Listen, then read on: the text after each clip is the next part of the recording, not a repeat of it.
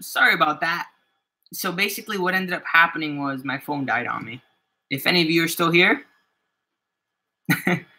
um, if you guys are watching this preemptively, I am just going to try this. Maybe I won't put this up afterwards, but yeah. Let me find a way.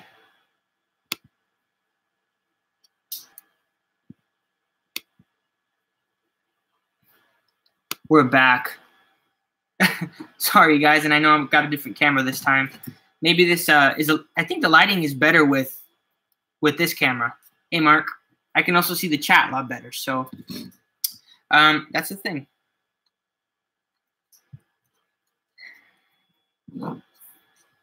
Awesome. So I want to show you guys something. This left side is the washed side, and the right side is not the washed side, as you can see. Hey, thanks, Jacob. I appreciate it, man. I'm sorry. I tried getting back to the old one, and I'm new to this. I'm still learning how this works. I appreciate it. So you see the face? The face is looking good so far, but what you want to do, watch how the kind of ridges come out once you start painting it.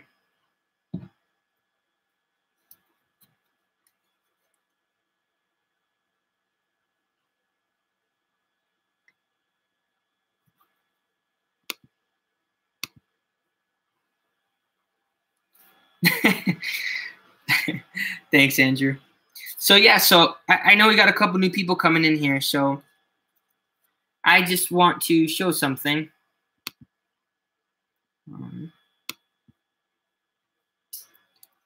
For those of you who are coming in, this left side is washed with that purple rich wash, and the right side is not washed.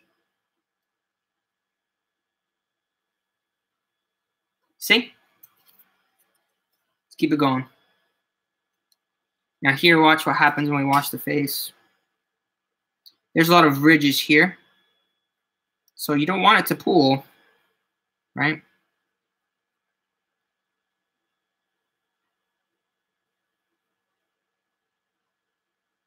I want to kind of drag it out.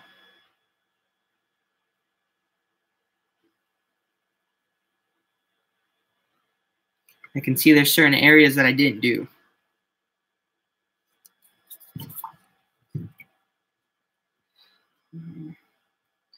What I've got to do real quick, I can see while I'm putting this wash in that there's certain ridges that I didn't get with the base coat. So I'm gonna have to come back to this in a second before I finish washing it. It's bothering me. Yeah, man, you know what? I really like this model too, and I didn't do it. This is one of my talented the modelers that I'm working with. His name is Andrew Cothill. I think he's in here. I'll be sharing more. I'll have like a section on Kickstarter where I say about about some of the people I'm working with, because this is much them being awesome with me as it is, my vision of what I want to do. Cool. So there's that. I kind of like doing this live through this thing instead of my phone too, guys. By the way, I can see chat so much better, but yeah, you guys, honestly, one of the things that I've really enjoyed about doing this Kickstarter is me connecting with so many different people, not just in the community, and some of the things that we're going to be able to do. Part of the reason I'm doing this Kickstarter for the future is the audio messed up. I can try connecting. Let me try doing something, you guys. Let me try fixing it this way. And yes, I have not fixed I have not added a new I have not added a new, what's it called?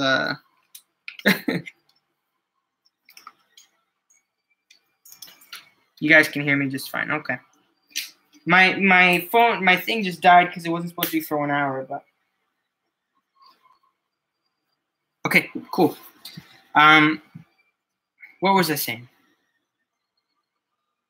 What was I saying?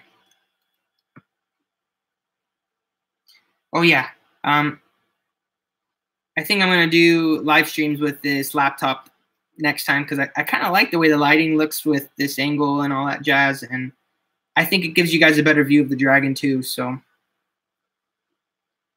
right, you guys, I've never seen this before. For my experts, my wash, I'm spreading it, and it's bubbling. It's got these like bubbles in it. Has anybody seen this before? I've never seen this.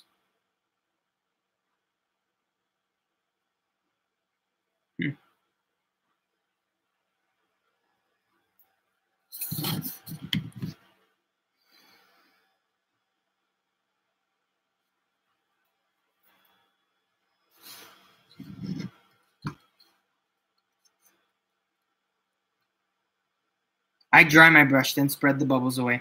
So this is a thing. I'm not crazy. I just dried my brush, spreading the bubbles away.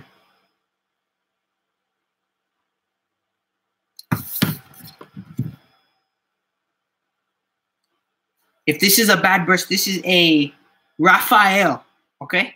And I saw Miniac, and this was the brush that I was supposed to get. So, dang. Okay.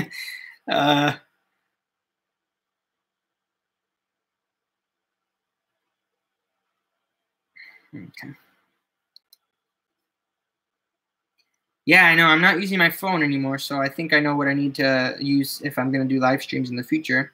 Which I've been having a lot of fun, you guys. You know, I definitely think I'll do more of these in the future if you guys like them. Maybe once a month. Maybe we can do this like maybe if I do a Patreon, we can do it this way. Yeah. Ice is not easy to paint. No, it's not. I'm sticking to the concept art, which I think I have in this paper. But man,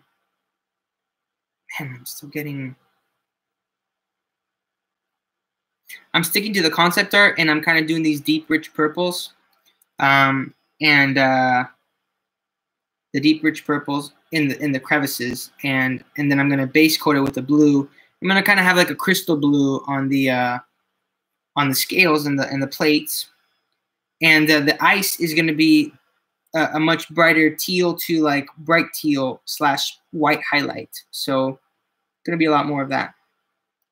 Does that make sense? Yeah. That's just kind of what I want to do. Now I think everyone's seen this, but just in case you haven't, look at the arms. You see the wash. With the wash, you see the details how they kind of pop out. You see on the right hand side. Yeah. Just reference of why we do the washes and why I like doing them so much at the stage and what's going to be coming up next. Dude, thanks, Dude Claus. I appreciate it so much. Yeah.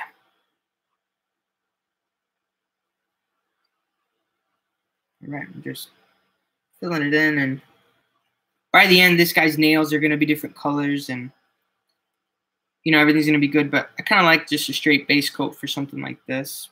It really helps.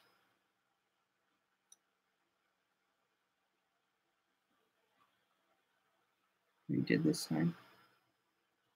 Not sure if you answered your question we were. What's your favorite 3D print model you've printed so far besides the one you're painting now? My favorite 3D print model that I've done, except this one that I'm painting now, is going to be Duncan Shadowluca's Aboleth. Maybe if I get up to take a bio break or something like that, I will come show you. But I show it a lot on the channel. It's that kind of like sea monster. If you don't play D&D, it's that sea monster that I show sometimes in the channel that I used to show a lot in the beginning of the channel because I just thought it was so impressive. Yeah, that's definitely my favorite, and it was the most challenging paint job that I've done at that point in my like career when I first started.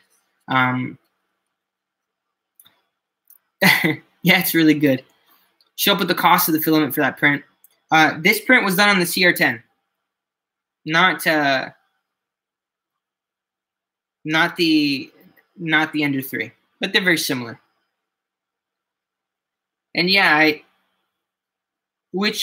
Jacob, which looks more intense, this dragon or you're saying the Aboleth?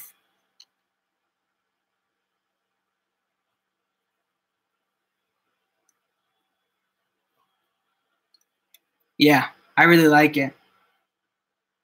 You know, I was thinking about doing for the next like giveaway for the channel. I was thinking about doing like a contest where we all paint, we all get one mini, and we find a creative way to paint it or something or base it, and yeah, we do that. Like we, as a community, we choose which mini we're gonna paint, and then we do that. I think that'd be fun. What do you guys think?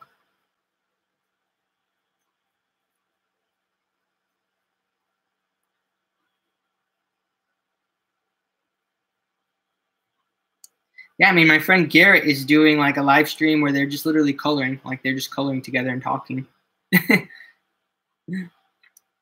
Good night, Cube. I'm gonna put up the rest of this stream probably later. I don't know if there's a way for me to do that, but yeah. I appreciate you coming to visit. Thanks. Yeah, Walter, these look a little bit different than the Grenadier. Definitely, that's for sure. Not that the Grenadier is bad. I mean, we are gonna have one of the guys that I have who's gonna be sculpting with me. He is, well, not with me. I'm commissioning him to sculpt. He has a more traditional classical style, and his will definitely feel more like those older dragons for the people that like that style. And then I'll have some that will feel a little bit more modern for the people that like, you know, more like Game of Thrones type dragons. And then of course I have this one, and then I'll have the Molten Mother, which have a much more traditional like WizKids mini feel. So those are kind of some of the big things of the Kickstarter per se.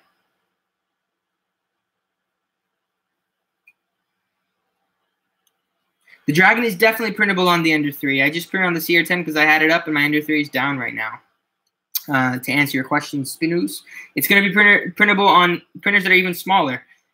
I've seen people print this with only one split on even the Anycubic Photon. So just to give you an idea of the size, even though this is 5-inch, you can still do it, you guys.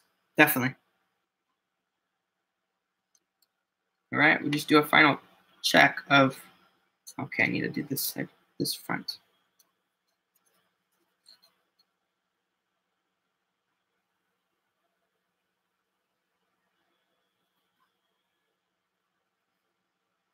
And I'm putting a liberal wash on this because I'm okay with it getting into the ridges.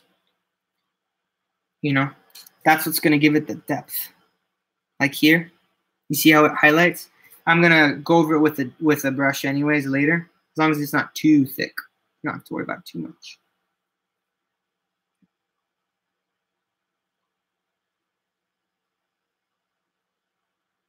It'll be really nice. Really nice at the end.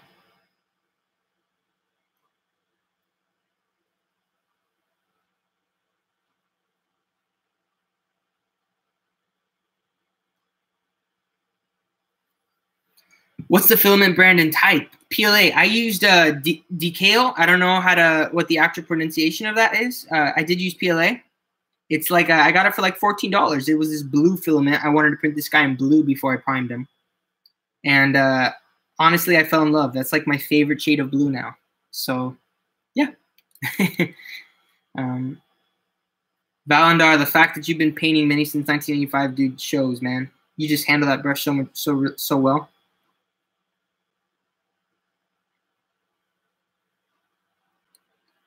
I've learned so much from that subreddit, painted minis or mini painting. If you guys look at my post on Reddit, you'll see some of that. Cool, man. Hey, welcome. I'm glad you're liking it. It's definitely a big print, so it's going to be a while, you guys. But, you know, I figure if I'm printing, I don't know if I'm going to do this more often, but I really enjoy talking with you guys and connecting. I never really get to connect with you guys like this. And I know that some people, oh, man, I forgot to paint this top part blue. Dang it.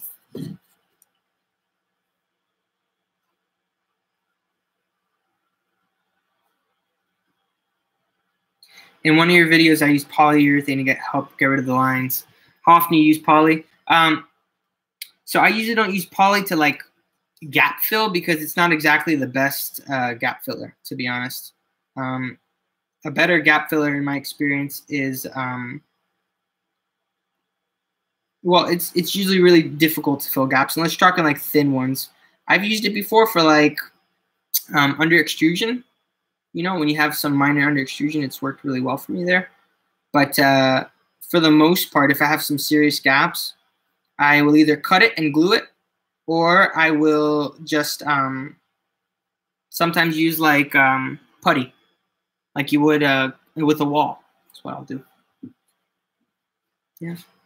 Hey, Maker Fun 3D, i.e. Kevin, you should bring back that video about the the super sad commercial about one mini. You know, there's every single day thousands of minis go unpainted in the garage or whatever.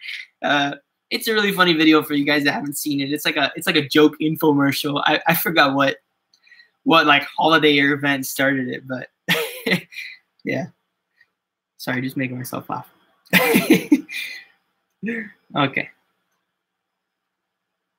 So I just painted that. That's going to be blue. I'll wait till that dries. Okay, so what I usually do at this point while I'm waiting for this to move on, I'm going to start to color in some of the like ice parts. For my ice, okay, what I'm going to do something a little bit differently. I'm going to start to do the bottom because I've always been taught you do the hard to reach areas of the mini first, and then you do the rest that are more on the outside. And the crystals are definitely more on the outside. So what I'll do, I'm gonna do the base coats for the different ones. So you'll see here I'm doing like a Baneblade brown for that scale underneath, which is darker, and then I'm doing a Rakarth flesh. I like Citadel's browns more than I like Vallejo's browns. So. So the skin, the fur is going to be a Rakarth flesh with a wash, and the same for Baneblade brown. So let's do it.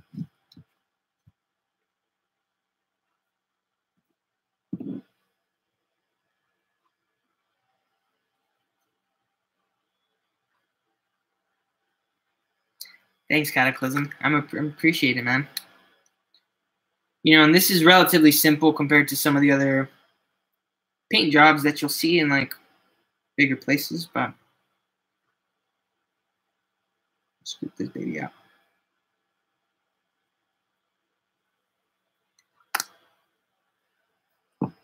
Thinking about remodeling a print to make a dragon that looks like magma and lava flow. Dude, wait up, man, because we got a dragon for you.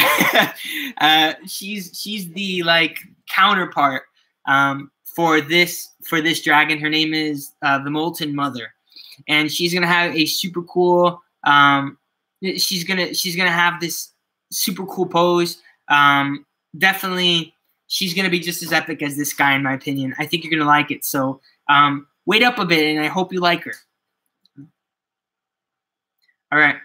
So this is my Baneblade brown. It's going on that that core right here near the belly. Oh, I gotta thin this, man. This is too thick. There we go. Have you seen the new Kickstarter for Daz 3D printer? Yeah. So I'm not an expert. I don't have a Daz 3D printer, but honestly, from what I've seen of that printer, I can't say I'm particularly excited, honestly. The reason is I'm not the biggest fan. Tooth and coats. I'm not the biggest fan of kickstarted 3D printers because I already feel like, you know, non-kickstarted 3D printers can have so many issues with them, and it's so much to construct them and to troubleshoot one of them. I don't even want to imagine what that must be like for somebody who is straight up like kickstarting a printer that you don't know if it's even going to work, or the inconsistency. I mean, there's so many people that like never get a printer after kickstarting a printer. And of course you're paying a company to invest in this and doing the research and development. I don't know. As much as I complain about like Creality and you know the YouTube community likes to talk about how you know ridiculous it is or whatever, that Creality like pretty much outsources its its R&D to like a first waves of backers. I'd prefer that any day to, you know, backing something and never getting anything because of it. That would make me so mad, just me personally. I know, guys, this is the most unwieldy angle. I'm sorry about that.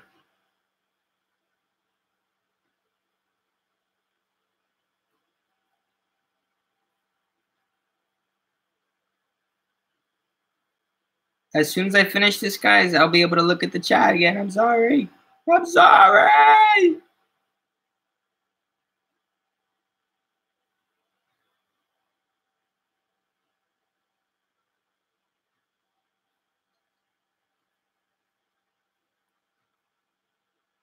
This is why they say you should probably paint the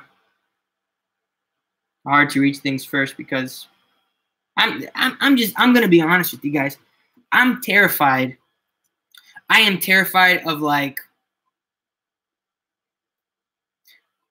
you know, painting this and then going a little bit of a streak of something on it. You know, I don't want that to happen, and it just happens to me like all the time. So yeah. And yeah, I have a friend who backed a Kickstarter, and like it worked out well for him, and that's awesome. I will probably say a good majority of printers like that don't work. They don't work as well. You know, you have Kickstarters. It's a risk. It's a risk. Yeah, thanks. Thank you so much, Walt. I mean, I'm literally just like I'm pouring my heart out here to you guys. You guys are my everything right now. My people. You understand me. This little area under the neck. All right. So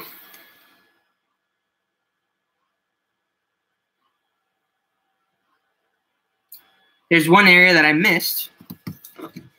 I should do this live thing more often. Hey, cool. Thanks, Kyle. I'm definitely thinking about it. I'm having a lot of fun, and I'm here for a while. Give him a scar. He's kind of got these like marks on his face. If you look closely, when I dry brush over it with the second colors, you're gonna see it. It's already something that's gonna draw you into the face. And I'll do these kind of like glowing eyes on him too, to just add more attention to the face, because that's one of my favorite parts of this sculpt in general. Do I ever use PETG? No, I don't really use PETG. I like PLA. I haven't ventured very much into ABS or PETG. I should, and it's definitely on my list. So, do I print tiles? I really don't print tiles. It's not my like DM style. I like having, you know, like a single square piece of terrain that's gridded or not gridded, and just dropping down different elements and kind of creating the scene there, like you would in like a Baldur's Gate or Project Eternity, where you can see these, you kind of imagine the scene and everything around you. So if something's really far in the distance, I will kind of theater of the mind it. If there's something I can't pull up like that, like let's say you're in a temple or something like that, and you're not going to spend much time there, what do? I theater of the mind it until you're in like an encounter or something like that. So I hope that helps kind of clarify. You know, I know some people really do like tiles, and they go all out. But, you know, I'm a traveling DM too, so makes it really hard. Ooh. I like that idea of the X-Acto blade, dude. That's a great idea. What I'm doing now, I'm adding a second thin coat to the neck to add some more consistency. If you look at it, you can still kind of see underneath it. It's not a consistency that I'd be comfortable for a base coat, a base color. So remember, I'm eventually going to be doing a wash for this too, so and I want the base to be really nice, otherwise it's going to look muddied.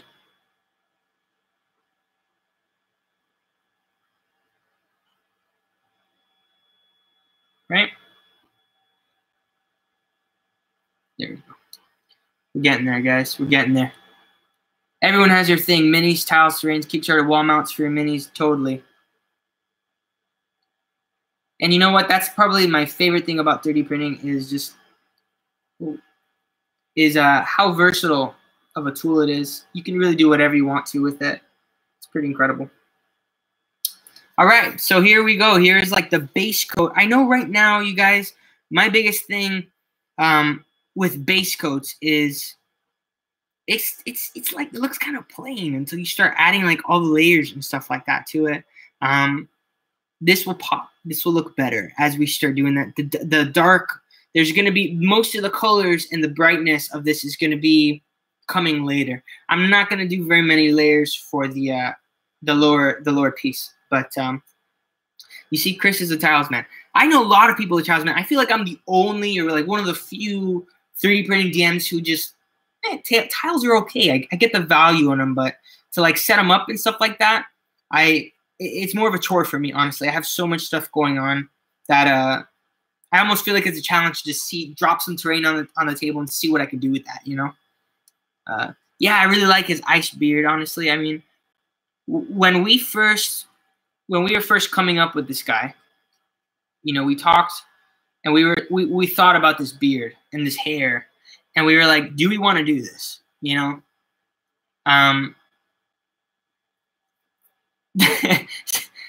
This printer isn't even working. I don't know why I got this thing out here. Attracting unnecessary attention and sympathy. But basically,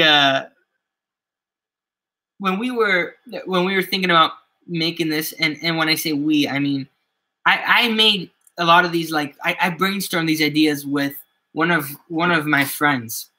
He is pretty much my partner when it comes to like concept and brainstorming and thinking. A lot of you will know him. His name is Dylan Olney, DC Olney. And Dylan and I have known each other since we were in like the crafting groups together. And I've always loved just like his creative flair, stuff like that. And so we would talk about this, like, dude, do we want to give this guy a beard or not? Like, it is pretty anthropomorphic, you know. We don't really see a lot of dragons with beards, and when we do, everybody thinks like the never-ending story. And you know, that's not this guy. So basically, you know, there's this mane around him too. And I'd show people like the basic concept, and people were like, dude, I love the beard.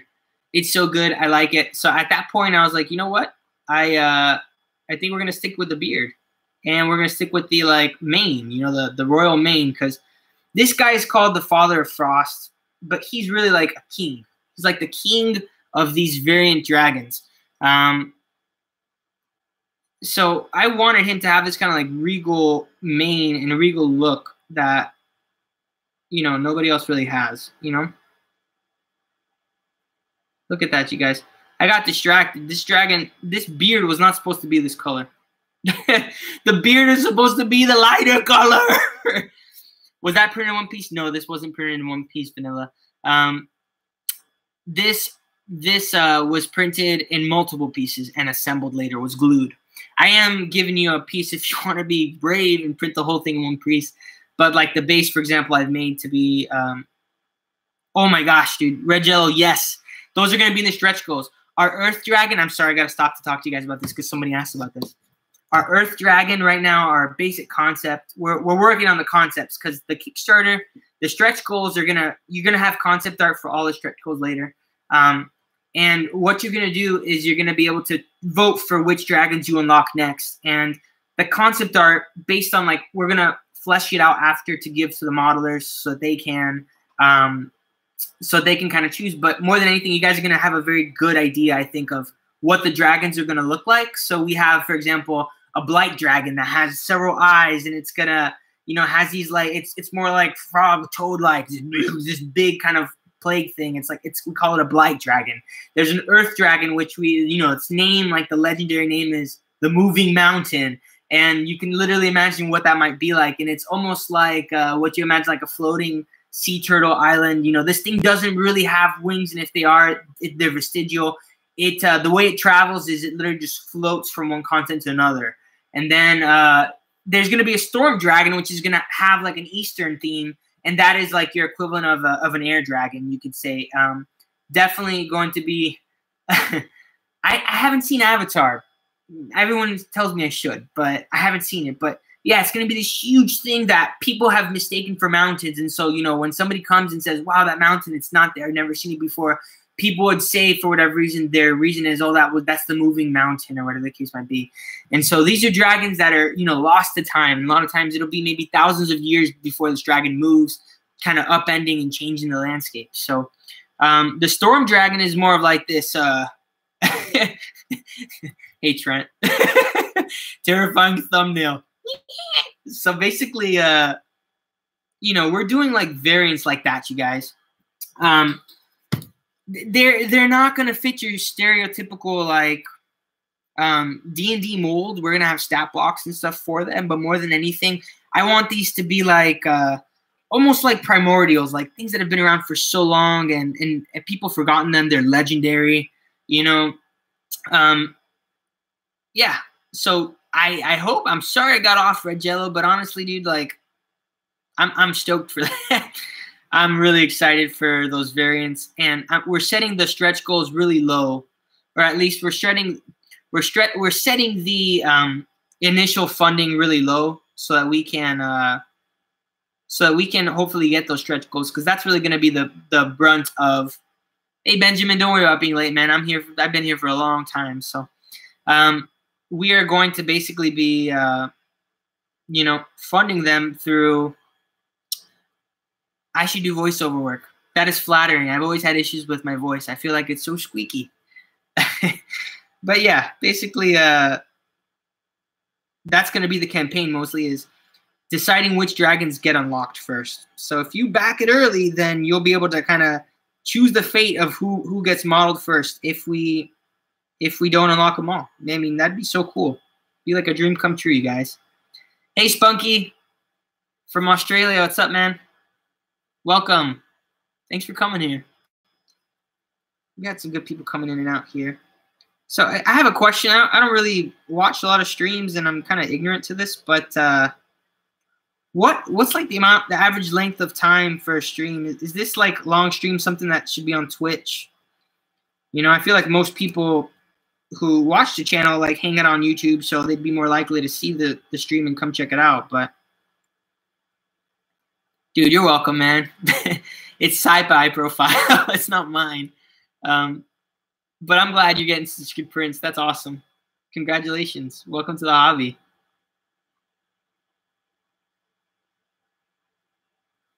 Four hours for general stream. So we're not doing too bad.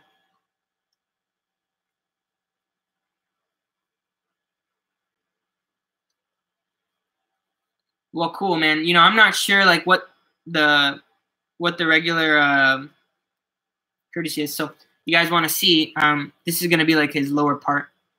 I'm just painting the bottom there on this side.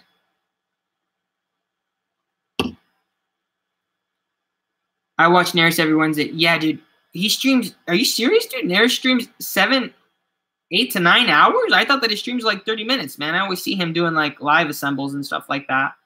That's like his thing. He's so good at it. Hey, thanks, Benjamin. I'm glad you're liking it, man. This is like doing surgery at this point, because I'm trying to make sure that what I get inside doesn't hit the rest of the dragon.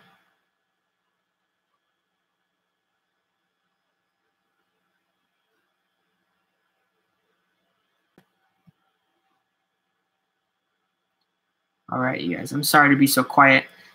No, he does the live. They're super long.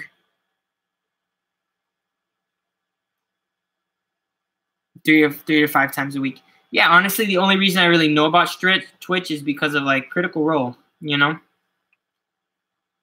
a lot of people do like Twitch, but you guys are here on YouTube, so I figured I'd do it here and just do this. See what type of turnout we have, and I've been really happy with the conversation, being able to like connect with you guys. I don't really get much time to do this often. I can't say I've had very much time to print lately, so.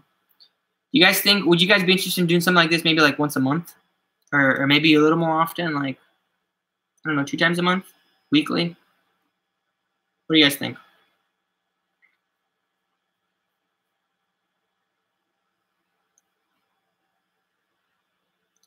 A lot of good crafters on there. Twice a month. Hey, Kevin, I hope you feel better, man. Thank you so much for being here. I really appreciate it. Yes. So look, man, so let me tell you something about, I've got a couple of people who are helping me out with their prints, and we're testing it on resin as well as FDM, because, you know, I want both printers to be represented in these tests. And my friend's printing it in clear resin, but honestly, I think what's going to happen,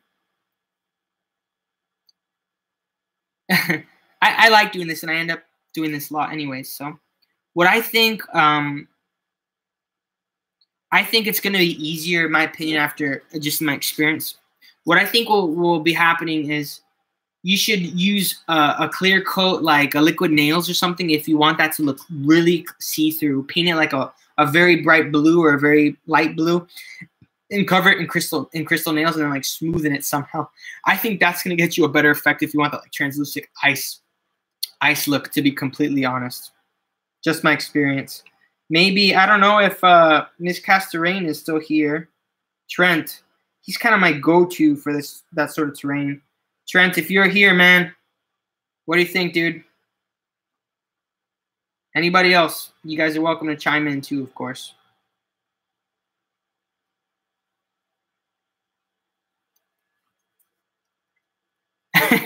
Thanks, Jacob.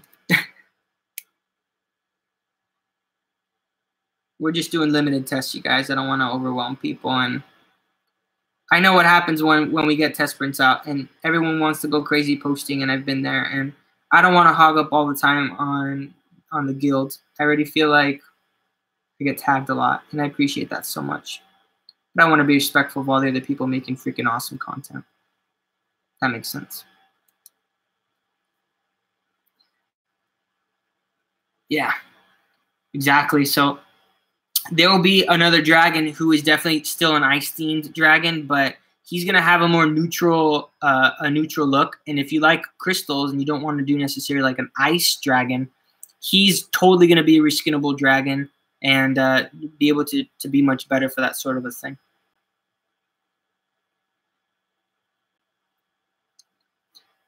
Take hot glue and shape it with the tool. Yes, Kyle, that's a great idea. Honestly, hot glue is another cheaper alternative to liquid nails for that sort of thing. Great idea.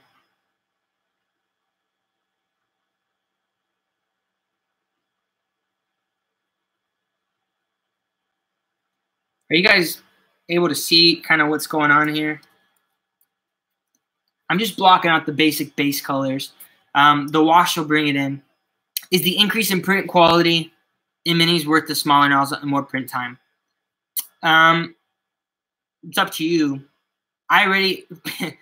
People give me flack a lot of time for the profile taking 4 to 8 hours. I mean, really, if you're printing at 0.08, it usually takes between 3 to 5 hours to print a mini. If I'm printing at 0.04 or 0.05 layer height, it can take anywhere from 6 to 8 hours usually for a mini. Hey, Trent, you're there, man. Awesome. A good paint job. Hey, well, basically, all I'll say is this, you guys. When it comes to this type of, you know, icy look, yeah, the paint job does a lot, but the bottom line is, you know, you can just do a lot with some very simple techniques, which is when I spend all my time on YouTube, I'm pretty much looking up like Miss Casterain and no, not Miss Casterain, that's for terrain. I'm looking up like Miniac. He's like my favorite pretty much YouTube streamer a lot. But as far as the nozzle size, no. Nozzle size doesn't make much of a difference for me. I still can get really good. But I've seen people like on a Prusa, on like a Mark 2 or Mark 3. I've seen people tweak that and get just like freaking incredible results. So results will definitely vary, you guys. That's kind of moral of the story. Only person who can determine if it's worth it is you.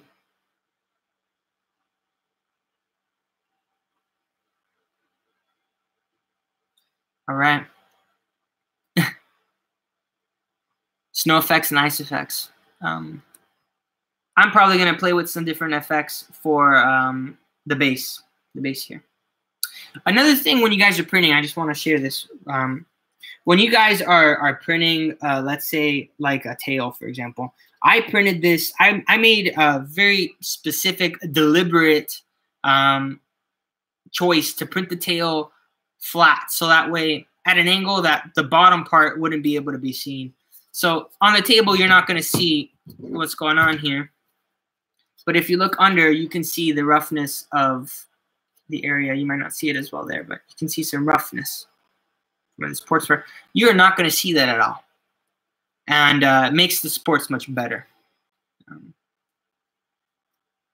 going to need another base coat for sure of this over the gray. It's not taking, the blue isn't, it's not sticking as well as the blue did. So here we go, baby.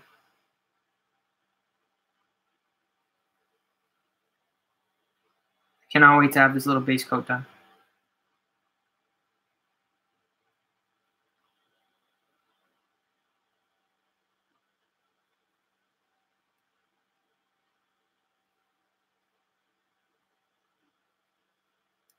Where are you in the world? Spunky, I'm in Orlando, Florida. I mean, I'm a little bit south of Orlando, Florida. I'm in a small town called St. Cloud, Florida, about 20 minutes south of Orlando by Disney World. If you guys know Disney World, who doesn't? But yeah, that's where I'm at. I grew up in Miami, so like I have an email address, Danny from Miami, whatever. That's where I grew up, and that's in many ways my hometown. So that explains why I have such a kind of weird accent when I speak Spanish. Yes, I am near Kissimmee, Greg. I'm probably 15 minutes of Kissimmee. So yeah. Hey, if any of you guys are ever in the area, you want to get lunch or something or breakfast, just let me know. I'll hang out. Yeah, Greg. So I grew up in Miami, in Kendall, if you know the area. Right there, pretty close to Hollywood. I have family there.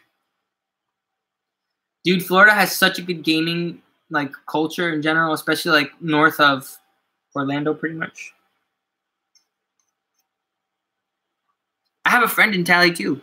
I love it. I know a lot of people who are going to Full Sail. What do you want to study?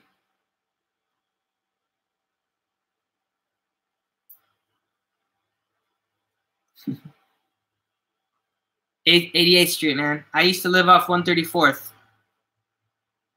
About 10 minutes away from there. Pretty cool stuff, man. It's a small world, huh? Actually, let me tell you guys something that I haven't dried out my filament, but everyone says, you know, oh, your stringing is the filament. It's the humidity. It's the moisture in the air, all that stuff.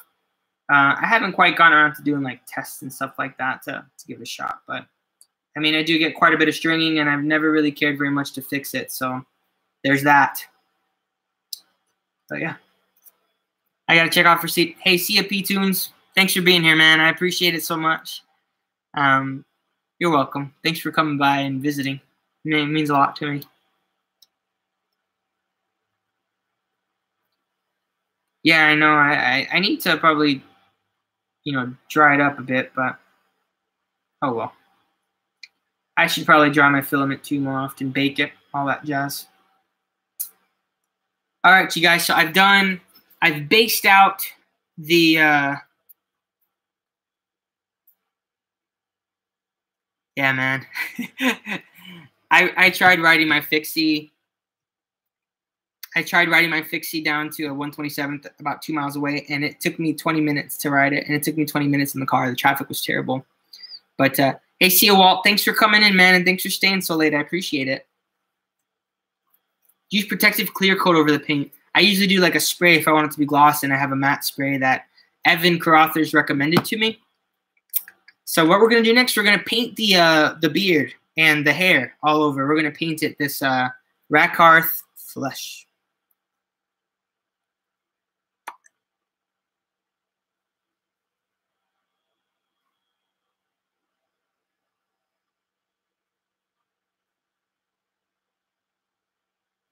Really got to thin this because it's pretty thick.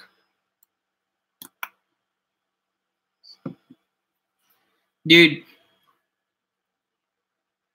you're making a Snowy City table. Oh my gosh. Are you making that table for like Mordheim or something like that?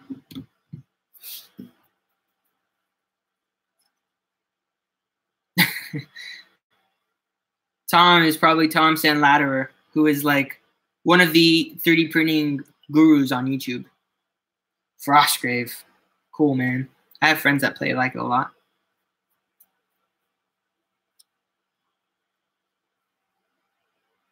All right, you guys, you can see this is going to be lighter.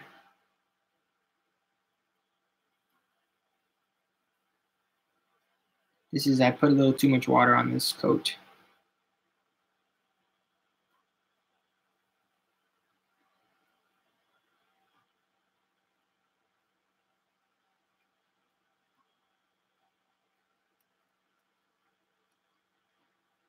Yeah, man, I want to get into other war games so bad. It's just I really don't have a lot of time these days, so you know, I pretty much exclusively play D&D when I do, and it's been a good 2 months since I played D&D because of my group, which is why I've been able to do different stuff like 40K, all that jazz. Okay, so just a little quick tip, at least for this. When you have like a really rough area like this beard, I mean, you can see how the roughness from the supports. That was intentional. I water down the paint a little bit more to kind of dip in and flow a little bit easier.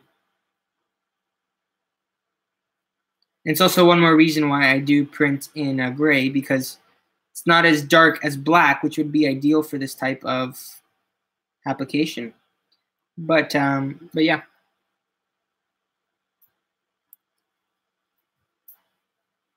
Hope that helps somebody.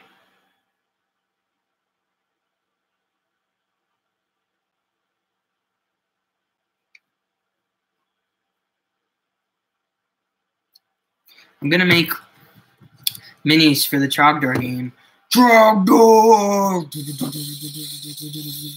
Man, it's been a long time since I heard Trogdor. I didn't know there was a Trogdor game coming out. Who's making it?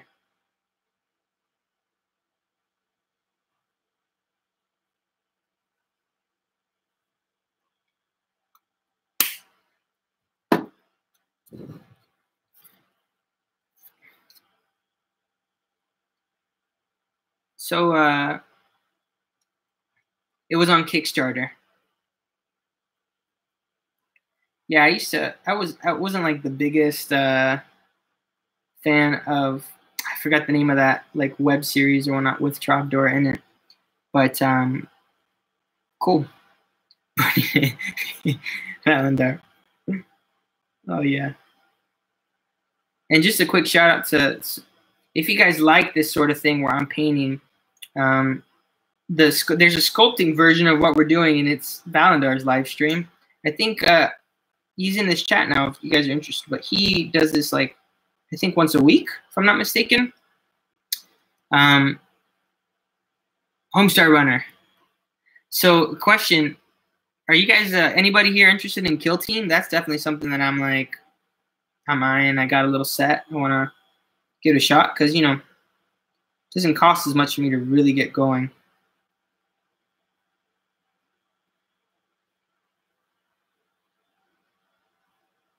So, you know, since we're talking about like war games, Kill Team is like a Warhammer 40K, like a mini version where you, instead of playing like these huge armies, you're like a small little team that's literally like called a kill team, and you're up against other kill teams from like the other races for objectives and different things like that.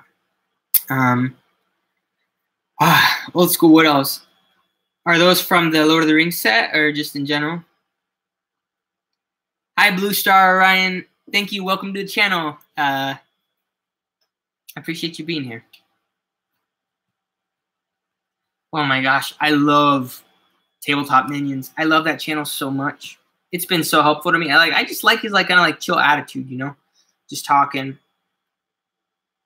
I know he's done a couple live streams that I've wanted to attend as well, and I just couldn't because of time.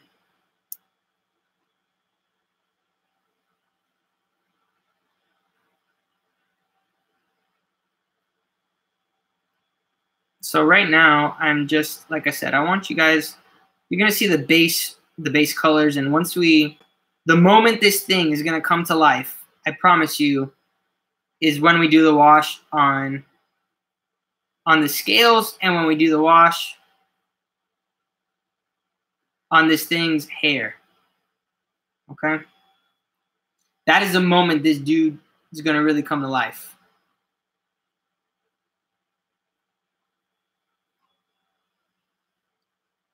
No. I've seen a couple of his kill team videos, but he has a lot, and I haven't really had a time to catch up. What's my ratio to thin out paints to make sure it fills the print lines? So honestly,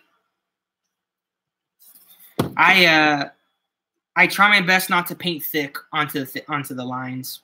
I'm okay with some lines showing. I know some people aren't. You know, part of the reason is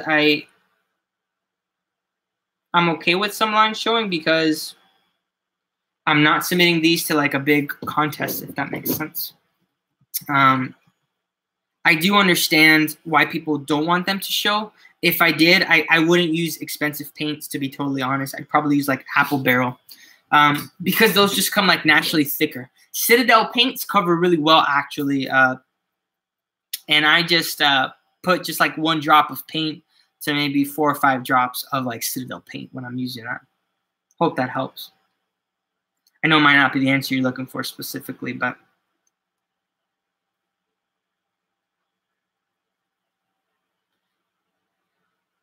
hey, Regello, thanks for stepping in, man. I appreciate it so much. I hope that bronchitis gets better.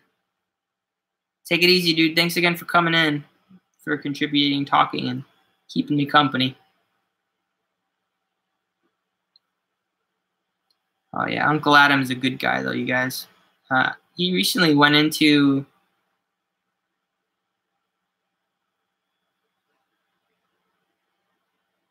like the Tabletop Crafters Guild and like made a comment post, and it was like wild. Like, I don't know, like 150 people were like, dude, I love your channel. It's so awesome.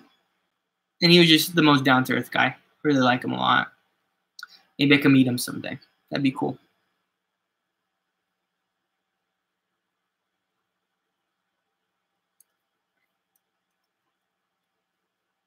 You were painting in some wings. What layer height did you print at, if I can ask?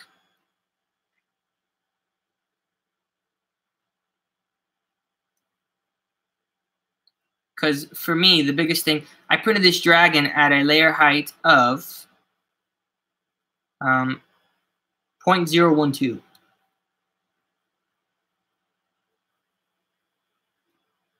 So there are layer lines, and since this isn't a perfect print, I have some artifact. Oh wow, 0.08. You might have issues with like your Z, with your belts. You might need to tighten your belts. Tighten the extender nuts is another one you can do because you might be getting some wobble that's affecting your print quality. Honestly, that's the only thing I can really think of for now. Okay, 0.2. I pretty much printed this guy with that. And yeah, you should be able to do that. Honestly, we shouldn't be getting too many lines, but I am not. I'm so sorry. I'm like not the best person to like tell you what to get like absolutely perfect prints because I don't like sand everything down, and I don't mind a little bit of lines showing on mine, like you'll see here. Hey, thanks, Murillo. I appreciate it, man, so much.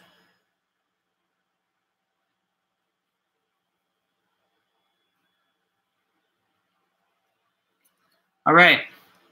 So what we're gonna do next, now that we're kind of wrapping up this this beard with blocking the base out.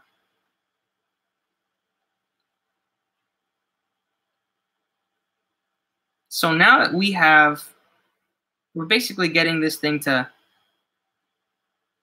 be a good consistent base. Fan off for the first layer. I always leave it on 100%, honestly. And yeah, I always paint with a heated bed. Always.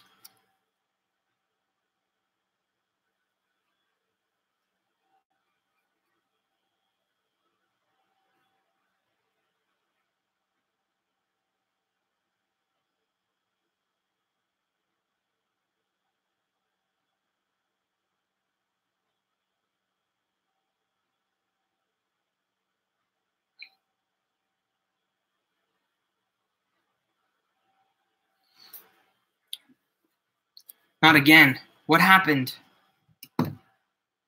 Are you guys losing me? Can you not see me? Ooh, wrong one. It's not Baneblade Brown. For me, heated bed and no fan seems to be works, although I've had issues with printing fine details on mine. Cooling is extremely important for minis, you guys. Like, I can't express that enough. If you are not using cooling, then if you are not using cooling for your minis, you're going to have issues. I can guarantee it. But honestly, 3D print. Look, guys, 3D printing is more of an art than a science, in my opinion. Everything from, there's so many variables to it. And somebody asked earlier, like, how do you troubleshoot? And it's just like learning over time, learning what the issue is to see specifically, you know, what might be causing your problem. And that's why, like, every single issue with your printer, regardless of what type of printer it is going to be there. And I have no problems. I have no qualms, like, being that guy that asks in a group a question that's dumb and just accepting it. That was one of the reasons I did not want to start a YouTube channel for a long time, because I was like, oh my gosh, but like, what if I don't know what I'm doing? And the answer is, you know what, I've learned that a lot of people just kind of learn as they go. And I'm just inviting you guys along for the journey.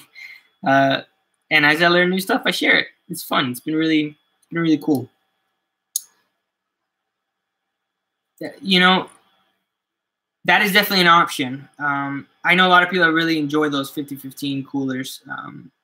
I installed a Pets Fang that just allows me to have better part cooling on both sides.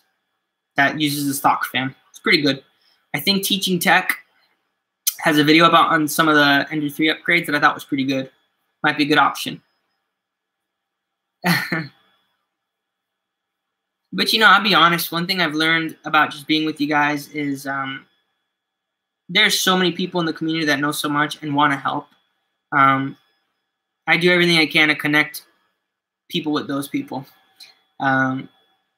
If anything, I've always said my channel is a bridge to people that know more than me, that are better than me. So we can kind of, if I get you excited about this hobby and I'm able to connect you with people who kind of get you a better place than I can, while still keeping you kind of enthused about printing for your gaming, then I'll feel so happy. Like, I will be accomplished at the end of the day. There's nothing makes me happier than, like, seeing a table. So you're like, dude, it's, like, working. It's awesome. Because I remember that feeling, and it was amazing. It really changed my life. Really made it so fun for me. So I think the stock ventilation is okay for most of the time. I mean, everything I printed on, like, my videos so far has been stock ventilation. I only recently printed a different vent for my the only thing I recently printed, like, on my CR10, if you can't really see it, but it's got this little, like, thing I just printed. Oh, that's looking terrible. What is that? Oh no, you guys. Oh no. Sorry, you guys. I had a moment. My print is not coming out well. I'm gonna have to deal with it later. Sorry. See, that happens to me too.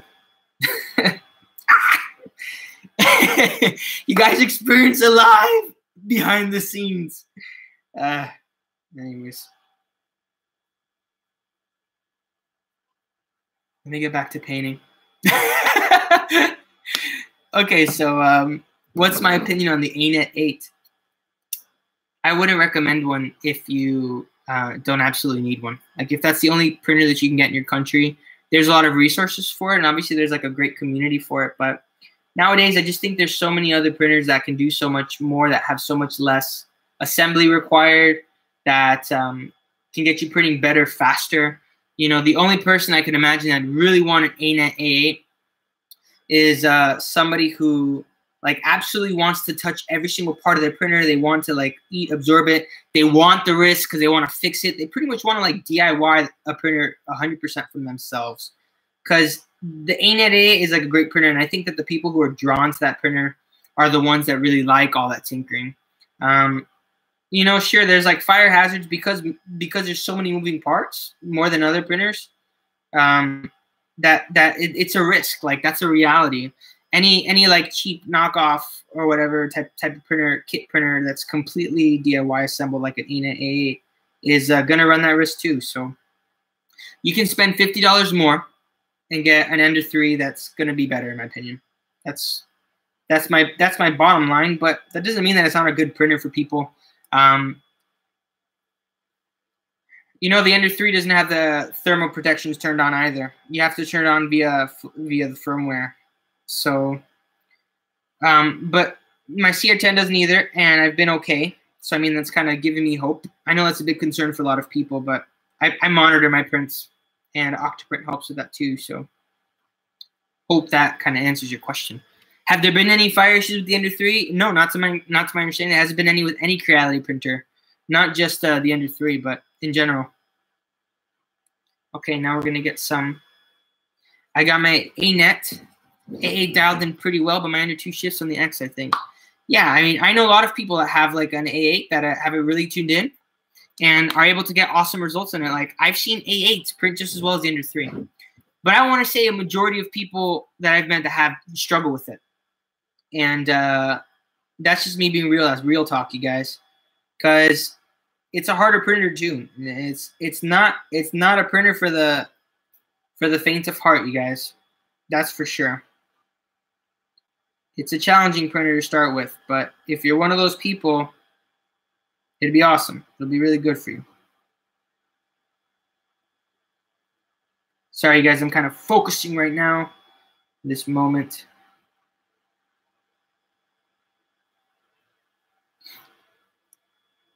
Yep, that's a great way to put it. It's a project, and for people who really like projects, it'll be a great printer for you.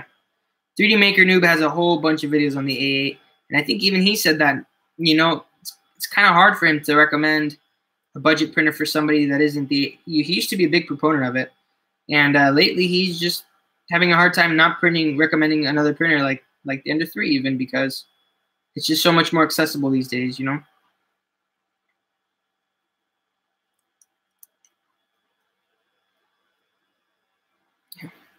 I have a friend, Dylan, the one who's helped me with these concepts and designs and is my brainstorm partner and really my creative director, if you will. He kind of keeps me in check and we kind of feed off each other. But Dylan, he's like a risk adjuster, I think, something like that.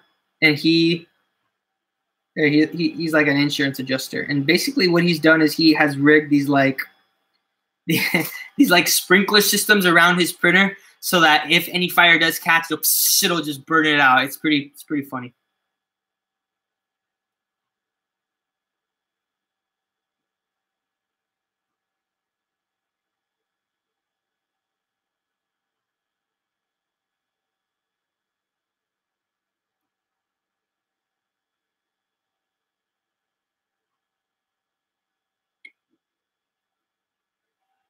All right, you guys, we are getting close. We are getting close, mi gente. Crap. So when I get some paint on there, I usually will just take a dry brush and I'll just kind of push it off if I can help it.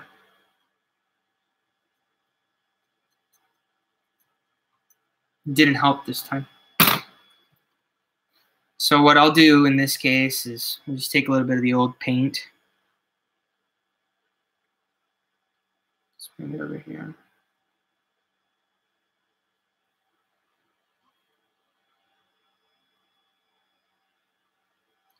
All right, you guys. Here's where we're at so far. You can see the different shades. They're subtle. Okay? Right?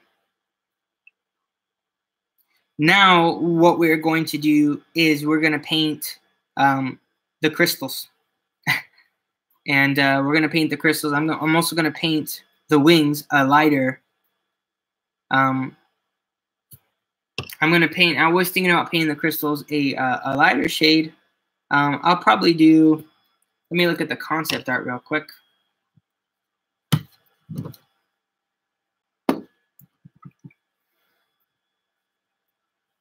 So yeah, let me take out my phone real quick so you guys can see it.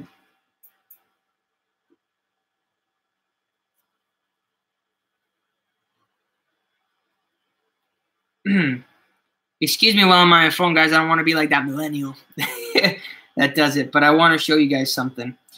What I'm trying to show is basically I'm gonna do like a close up of the concept art.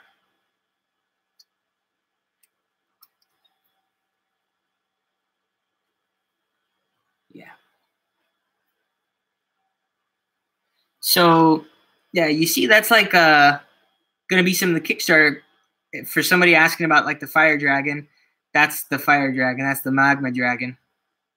And it looks a lot brighter because we're going to really bring it out via highlights. I'm going to do a lot of layering on this dragon. But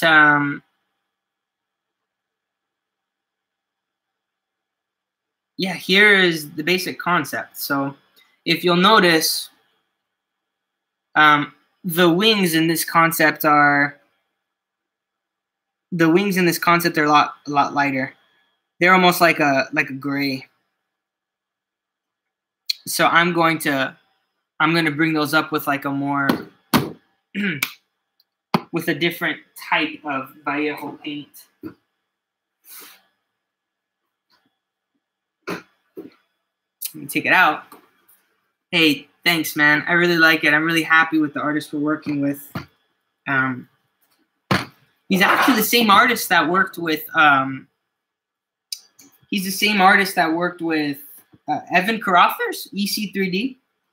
So I really have enjoyed working with him very, very, very, very much.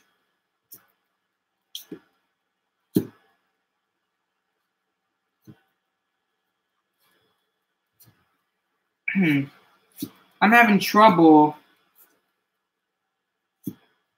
with the like bluish gray. I'll probably have to mix the paint. I'm probably gonna work on the wings later, to be honest. I can work on everything else for the time being and work on these crystals. The crystals are gonna be like a turquoise base color. I know right now it works. It looks kind of. It looks a little green, but it's not. It's a good healthy mix. See you, D6. Thanks for stopping by. Really appreciate it.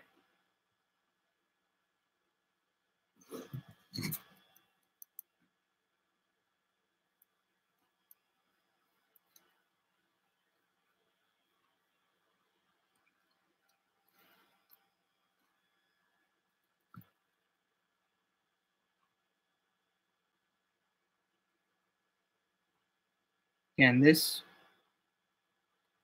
color, this shade for the crystals is like a cerulean. It's really nice.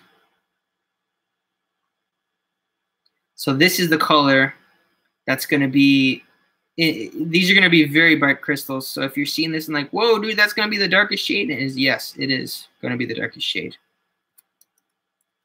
See? But that's going to bring, it's going to bring it all together. You guys will see.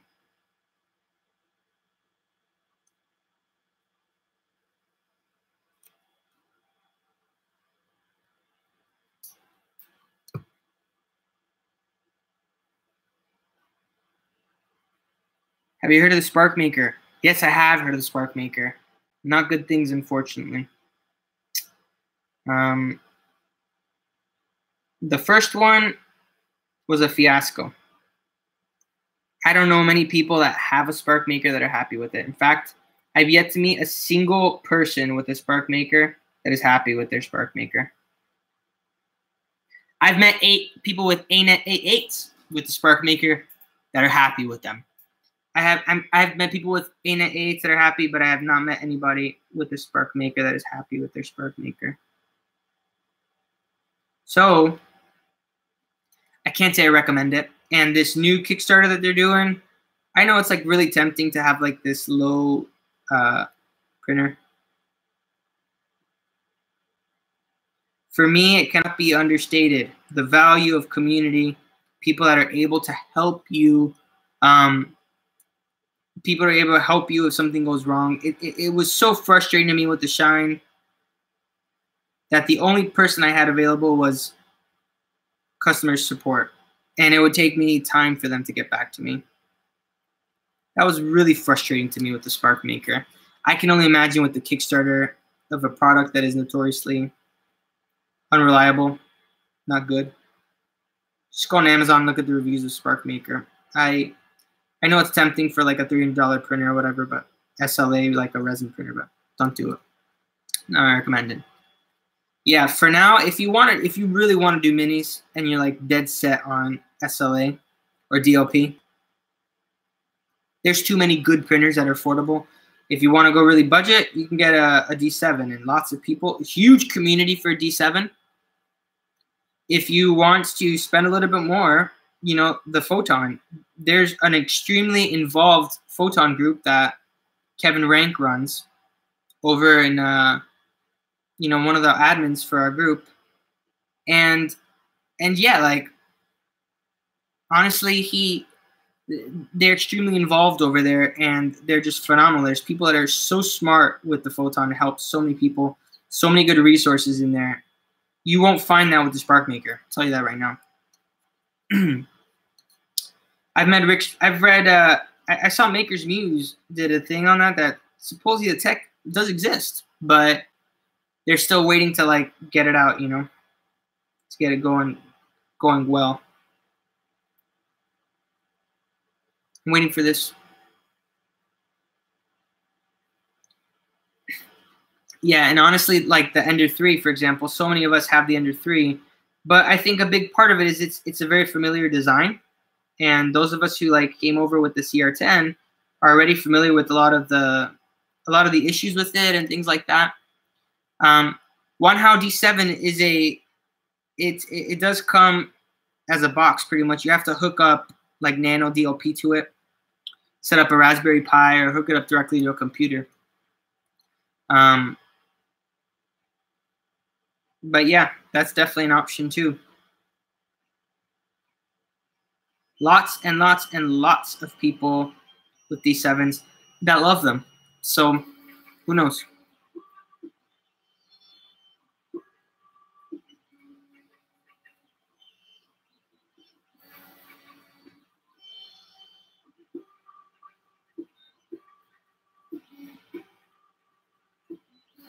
Sorry to be a little bit silent now, guys.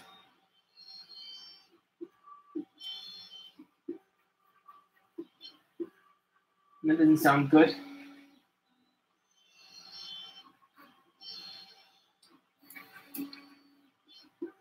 Hey, you guys there? I'm getting an issue where I'm not seeing the live chat anymore. I'm not sure if it's my internet lagging out or what.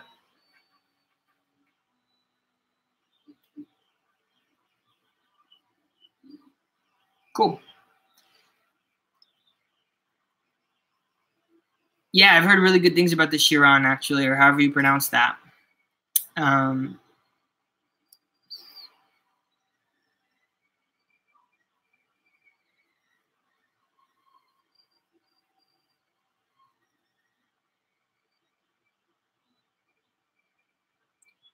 know, one of the things about printing a model this big is that you're gonna miss stuff, and so I'm going back and I'm seeing that there's certain things that I missed. And yeah, you know, as far as that comment about being a beta tester, that's my issue with Kickstarters. And I know some people don't mind doing that because they feel like they're getting a special price, but a lot of those people end up waiting a long time. And it's not always positive, you know. They don't always get a printer that they like, but they got sold, and that's what they gotta accept, you know. I know people that were able to buy a resin printer for cheaper than the Kickstarter by the time the Kickstarter got delivered. So yeah, there's that. How long did it take to print this? Print in total took me about 30 hours. Yeah, or never get them is a reality too, unfortunately.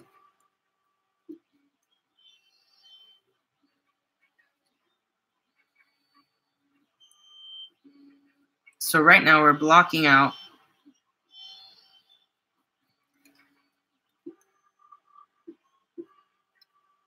right now what we're doing, we are just blocking out these base colors so you guys can kind of start to see it come together.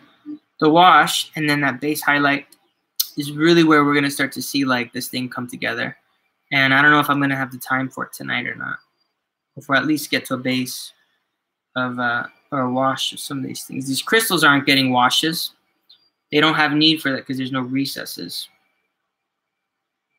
But is my printer dying? Honestly, it didn't sound good, and my base is looking not very good. It's not a good thing, but these are test prints, you guys. So, I mean, if anything, look, a lot of people have concerns about whether, you know, these things print or not. I'm trying to test them all before we even go live with the Kickstarter. So, no matter what, you guys are going to get models that are tested, ready to go by the end of the Kickstarter.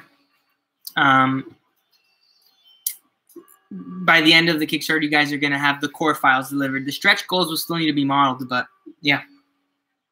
Is my printer that loud?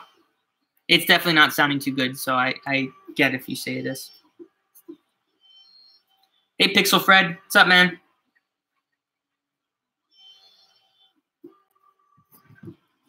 With or without supports. Some parts of the model print without supports.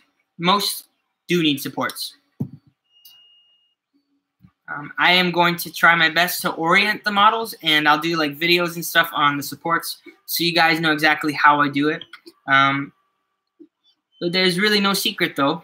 You know, it's printing wings at an angle so that, for example, you know, printing wings at an angle so that way the rest of the wing print supportless and you only have the bottom part. That makes sense? Yeah. It was something. Some of the models will print supportless per se, but most of them won't. And I had to make a conscious decision with my modelers about whether we were going to do that. And I decided I was gonna go for aesthetic and do my best. You know, I feel like if I can't teach you guys how to print a model without supports or with supports, then my channel is not doing its job. And I can do a better job of instructing and definitely teaching that, because I just feel like in 3D printing, like, sure, supports can be a pain, but it's so much more valuable to learn how to print something with supports than it is to just rely on only printing things that are supportless, if that makes sense. So, I mean, I saw this as like an opportunity for me to be able to cover content that would be valuable to you guys, but also to be able to be challenging for something that I thought would be a beautiful print and be worth it in the end. Yeah, that's not sounding good, you guys behind me. Yikes. Oh, well, I'm going to let it be. There's an art and sciences hobby. There certainly is. That's the other reason why I made this YouTube channel, you guys, is, you know, I was just kind of tired of being, like, pegged as just easy mode or opposite, like, crappy mode. Like, all prints are crappy. There's no such thing as good prints. Layer lines, layer lines, layer lines, and all that stuff. And, you know, I just don't think that's true. And that's obviously my bias because I love 3D printing. But, guys, we can do better than that in this hobby. And I think we are going to do better in that as the technology progresses and as we grow. You know what I'm saying? All right. So are you guys painting while you're watching this too? Are we painting together? What are you guys up to tonight?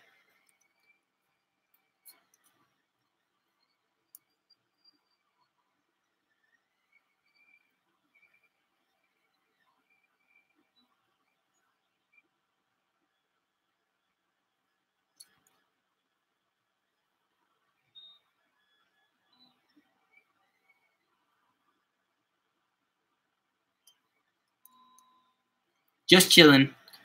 Well, my friends, I appreciate you chilling with me. Thank you. I'm sorry to be quiet. What are the questions you guys got for me? I don't get this time with you guys often, and if we're going to be doing this more often, I want to make sure that we're chatting it up. Ooh. Is that the storm giant that Is that the Storm Giant that's from the D&D set or what? Like the WizKids or?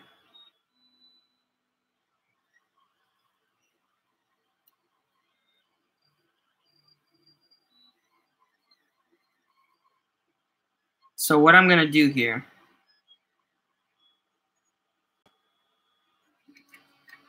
So are the models files going to come in pieces, and or will they also be available as one model as well? So if you have a large volume printer, you can just do it one shot.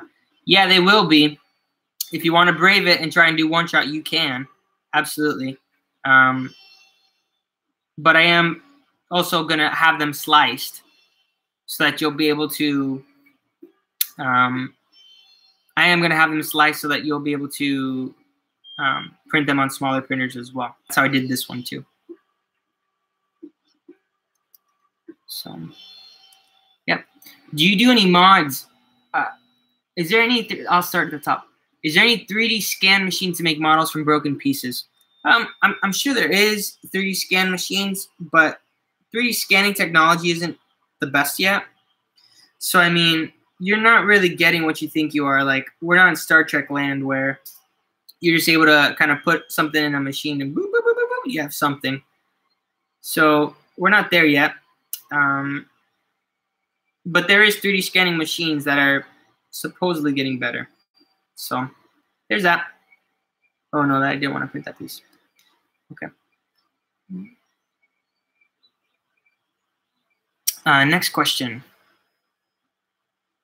Do you do any mods to your printers? New nozzles, print breads, anything like that? I guess it depends on your definition of mod. Like, I have a different, I do have different beds. I have a glass bed on my CR10, and I have not done any type of upgraded bed on the Ender 3, although I do have like a magnetic build plate that I need to once I get my Ender 3 back up and running. But yeah, like nozzles, I really don't touch nozzles. On my CR10, I upgraded it to a all metal nozzle, and guess what, you guys? I switched it back because it just was jamming on me. It was getting really difficult. I don't do like the really decorated. My CR10, like, it looks pretty ugly. Sorry, it does. And I'm okay with that. Like, I don't lose sleep because I don't have like the prettiest printer. I know plenty of people that do want the prettiest printer though. It's a great printer for that too. I don't really do nozzle upgrades. I just kind of print everything stock whenever I can, because more than anything, because I think I'm lazy and things break on me. So I feel the Ender 3 really needs a bed upgrade. It's coming with a bed upgrade recently. Like, it comes with an improved removable bed. Creality's doing that now. They're sending it. And they also have the Ender 3X, I believe is what it's called. And that looks pretty interesting. But do I think it's necessary? No, I don't. I think it prints just fine stock. It's a nice to have, not a must have, in my opinion. What else? I have a buddy who worked for WizKids for years. He worked on models for the historical line. It's awesome.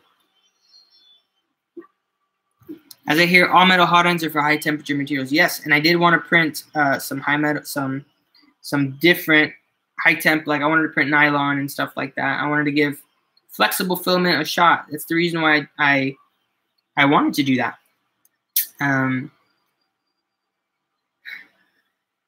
Now,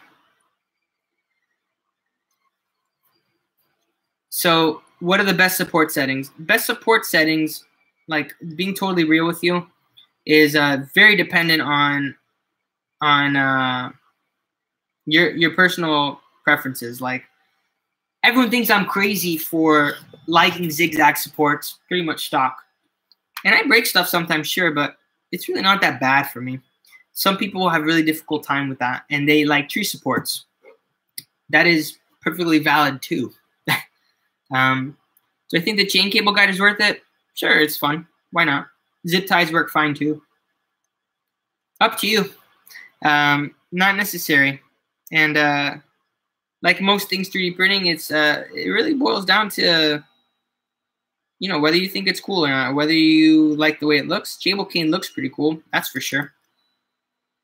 You see, and Chris loves tree supports. I've tried using them, and my issue with tree supports is that when I can't see like a small piece, like for example, like let's say it's a Hero Forge mini that has like a bag on his belt. If he's got a bag on his belt, then it's gonna get swallowed up in that tree support mixture combination thing, whatever it's called. And basically, when I'm pulling it off and it's all yanking off together, there's a very, very, very high chance I'm gonna yank that little thingy off, the little bag. And so I don't like that. You know, it's bothered me. So that's why I stopped using tree supports. And the other thing that I don't like about tree supports is that certain things get supported incredibly well, like it finds just the right balance to do that. And then other times that I have like an arm fail, like a completely trivial thing that should be pretty easy to do, and the arm fails. And I'm just like, what the? And I lose that mini. I lose that mini because of that. So, you know, yeah, there's that. So for some, they've got their support settings down to science. And like, Chris, if you've got really good support settings, then dude, I am positive a lot of other people would love to see them, man. To be totally honest. Is the FlashForge Pro Creator a good option for mini printing? I feel like it could be because of water-soluble material. I don't know enough about the FlashForge Creator Pro to be able to do that. Thanks, Chris. Must know all settings to print exactly like you. My support settings are nothing special, man. So, but yeah, so there's tree support settings too that you guys got to kind of finagle and get to work out. So, all right, couple areas that I need to touch up on.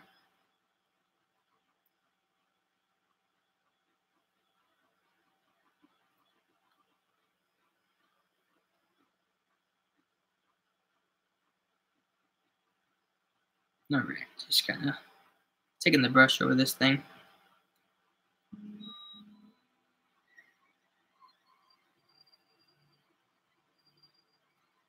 All right, I'll just do these crystals down here at the bottom too while I'm painting this color. Keep it consistent.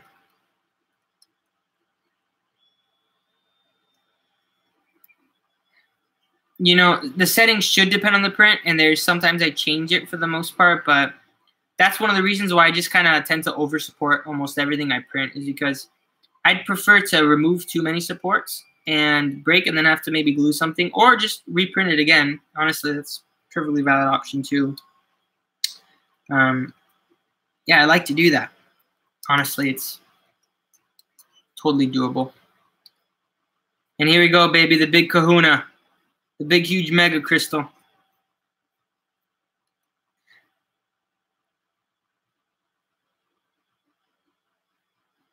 Do you guys think I should paint the crystal the same colors as his shoulder blades?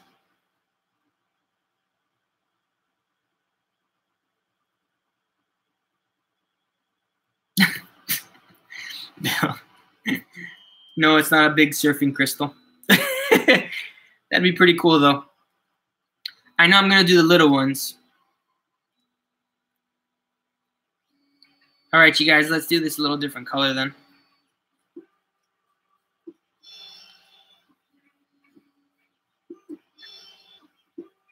I'm just painting these little ones here just to kind of add some similitude.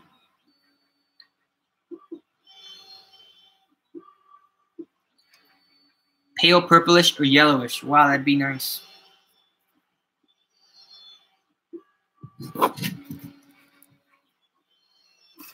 I'm doing purple.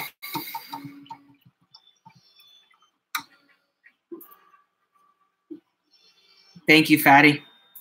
Fatty 420. I appreciate it so much, man.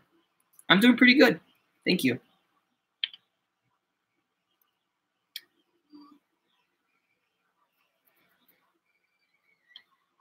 This ultramarine blue is pretty bluish. It's not really purple. Got fooled. Too bright.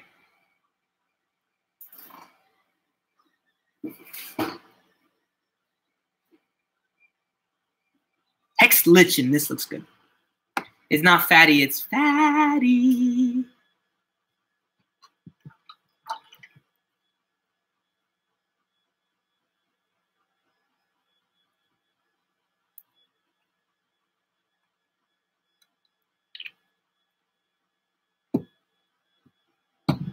So for the purple, I'm using Hex Lichen Purpura Hechicero.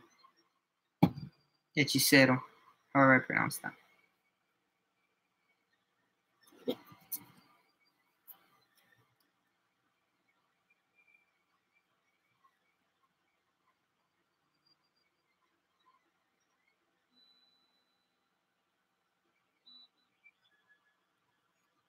Normally I don't paint the base at this point, but you guys inspired me. Hey, thanks, Cassandra. I appreciate it so much. We're having a good time chatting here. I'm really enjoying it.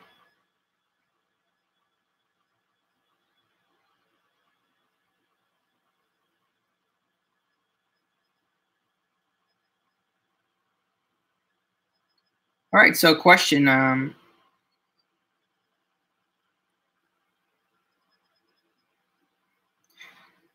Dan settings for the Ender 3 are more effective than what I can get from my Flash. Oh, okay.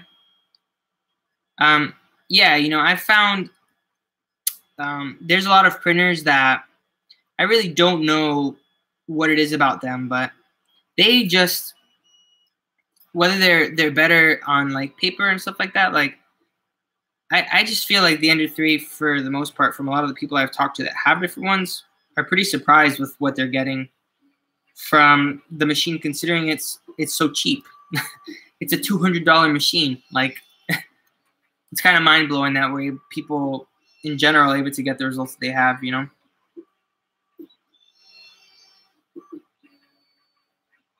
It's kind of why it's a big deal in the community, in my opinion. What is the best printer for minis with the $1,000 budget? I'm trying to get a high detail printer. Look, man, I'll be honest with you. I know people, if you want stability, I would say you should get I'm throwing a blank, a Prusa Mark III. If you want reliability, again, I think that Prusa is going to be the right choice for you. It is going to be harder to fine-tune to get good minis. I will say that off the bat. It is harder. And I know that because a lot of the people I know with it, more people struggle to get the minis. But once you lock it in and once you get it, the secret, you're good to go. But for printing terrain and pretty much everything else, you are good. But I do agree with Valandar that if you do have the budget, I think you should get an Ender 3 and you should get a Photon. Because I think that's going to be really the best bang for your buck. Just, you'll get the best of both worlds if that is like something that you're interested in, you know?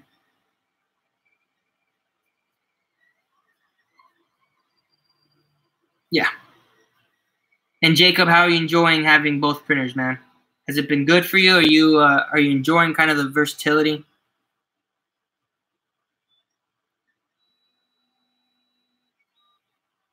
Yeah.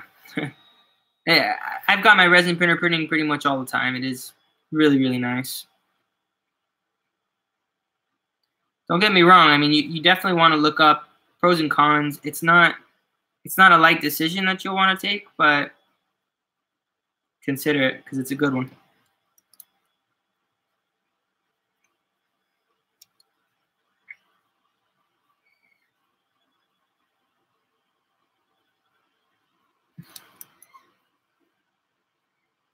Yeah, both are a really great choice, honestly. So this is a pretty. I'm personally a fan of cooler palettes, just my personal preference. I'm really enjoying this guy so far. It's been really fun. And we're just at base coats. I can't say I'm like elated for the layering because it's going to take a very long time. But yeah.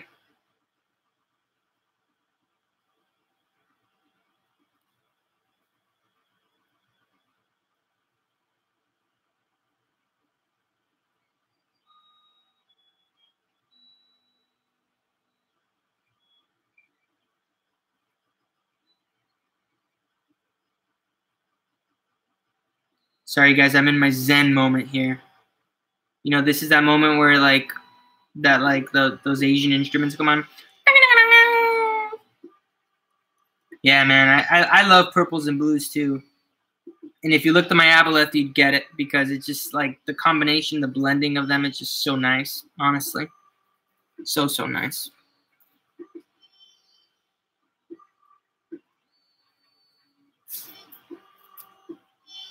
Wait, what was the question that Trent asked? Is there a place for service like Shapeways with 3D printing at home being more accessible now? There definitely is. I'll tell you why. There's still so many people that don't want the hassle of printing. It's still a tinker's hobby, like there's no doubt about it. And even though some people like naturally get it and it comes easier to those people, I think for most people that don't want the hobby, like, you know, the price is alluring, but still it's not exactly the most cost-effective hobby either. So, you know, I think getting a 3D printer because you want to save money is not the best reason because you end up spending a lot of money too anyways. So just my 2 cents.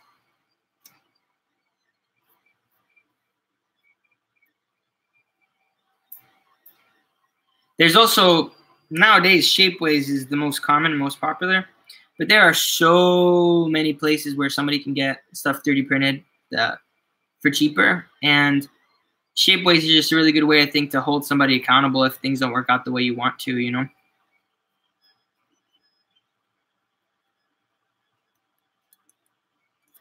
And then again, there's plenty of people that are happy with Shapeway quality that isn't exactly the best, so. I think a lot of clone printers are overtuned to try and look better on paper. Like, I'm pretty sure my FFCP has acceleration tuned way up. That's a possibility, honestly. I mean, it's still pretty new tech, you guys, and it's extremely competitive market. 1 year ago, CR10 was the big boy on top, and I don't think anybody imagined a printer like the Ender 3 coming out and only costing like $200 pretty much, you know? Especially for it to come in and like dominate the market like it's really done. Because frankly, like the only other printers that really come close to it is the TiVo Flash, in my opinion. And then, of course, the other clones like the G-Tech and stuff like that. But yeah, I think for the most part,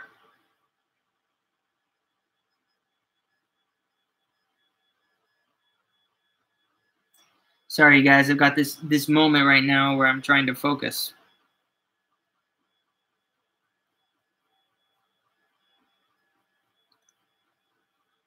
But I do think, guys, that we are like in a renaissance of 3D printing, and my channel is probably a small representation of that because people have been talking about 3D printing for years now, but the fact that you can get a printer for $200 and just kind of jump in and start learning it is like, it's amazing.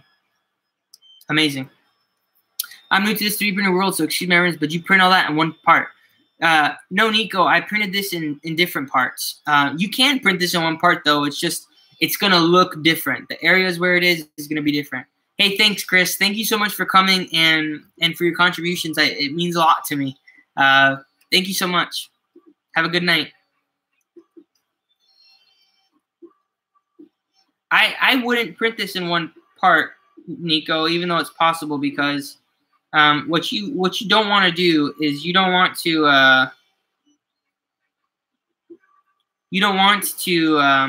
run the risk, or at least this is just me, but I don't like running the risk of a print failure.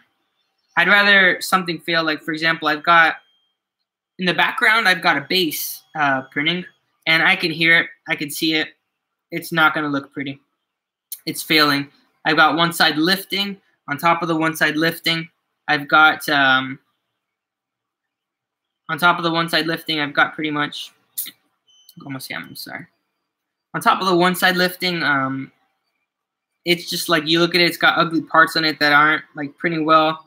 I don't know if I need to like re-repair it or something, but the bottom line is it's not coming out not coming out to my standards. So if I printed all the other stuff on there with it, why don't I go stop it? I kind of want to just let it go. It's not that much filament, and I want to see what the end result is like. Like, for example, if I went to go stop it, you know, part of the print might be failed, but maybe it kind of catches up. Like, if you look at it now, you might not be able to see it, but it's actually not looking too bad now. On the side, it still looks kind of ugly, but it's got all this infill, and it's doing okay. So, you know, sometimes it's worth not printing. It's worth not stopping, I should say. Now I'm just going to do some quick touch-ups. I think that purple and the blue and everything is looking kind of cool, even without the highlights and stuff like that.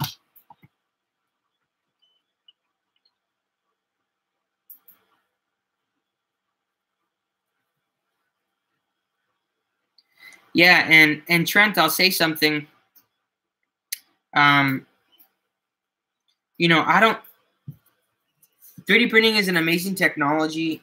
I don't think it's the right one for everything. And I think that crafting, like handcrafting stuff, does a better job for a lot of people. The one thing that printing does that we don't have with handcrafting is you have the ability to duplicate something. And somebody else can print my exact dragon and get very close to my exact dragon, which is awesome. But for something like a handmade piece of terrain, I kind of like the exclusivity. I kind of like the project feel of it and being able to add my own flourishes and my own touches that you just would be very difficult to do with a model, with the print, you know?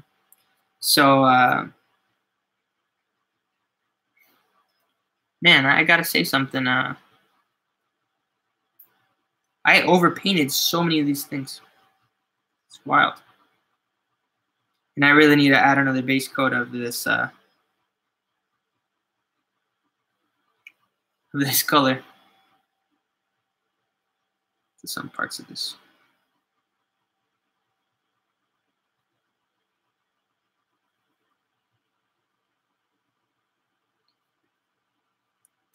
I love being able to make tools with the printer. Texture rolls and stuff. Dude, yes. And I think you're a great example of using that type of tech to your benefit, you know, but we're getting to a really cool place where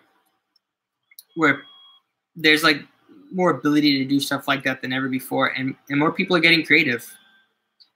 Now, what I think is going to be interesting is seeing like Dwarven Forge's latest Kickstarter. I think it's a matter of time before somebody sees the cool stuff that they do and get inspired and make that themselves. And then next thing you know, we have totally replicatable 3D printers for the relatively small 3D printing community that does tabletop gaming. And, you know, I think it's going to be an interesting kind of bridge to cross for Dwarven Forge. So, yeah. I need a little bit more. I'm going to have to do a recoat of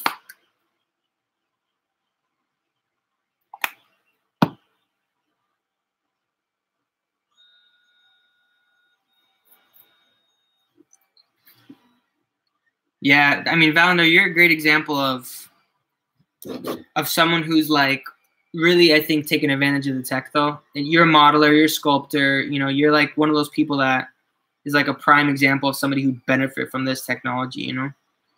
And for somebody like me who's a hobbyist, I still think it's pretty cool, but it's just not as valuable to me outside of like miniatures, because I can, like, you know, people be like, oh, you know, my little piece, my little thingy broke. Like, that would take me like a day to model that entire like microphone issue, you know. For some people, it's like, oh, that takes me 2 minutes. Yeah, I'm like, yeah, that's great. That's totally not me. You know, so for me, just having the printer for like D&D stuff is like really fulfilling, and I really enjoy it. I mean, I don't say that. I'm not being facetious, and I think pretty much anyone who watches the channel gets that I love this stuff. You know, it makes me really happy, and being able to help other people with this stuff makes me really happy too. But totally not one of those people that like could use a printer for every single capacity, you know. which would make it like even 10 times better, you know? Anyways, I'm rambling, I think. All right, everyone, I'm giving like a, right now it's 1:03 in the morning over here. So I'm giving everybody probably a, thanks, Nico. Have a good night, man. I'm just going to give everybody like a kind of 15 minute, maybe 20, 30-minute heads up that I'm going to have to call it quits pretty soon. It's getting pretty late for me, and I do have the equivalent of work tomorrow. I'm starting a new job on Monday, you guys. So that's exciting.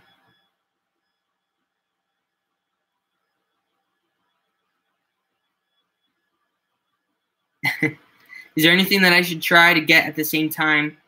Oh, my chat just cut out.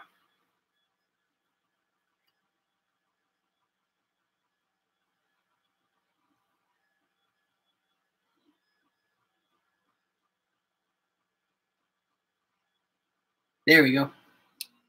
Is there anything that I should try to get at the same time as the Ender Photon, like upgrades and gloves? Yeah, definitely. I think you'll need more disposable gloves because I go through them a lot. Like I use them and they can get expensive. Definitely get 90% or above IPA. That's what I used to clean, and it's really, you will appreciate it so much, believe me. Okay, there's that.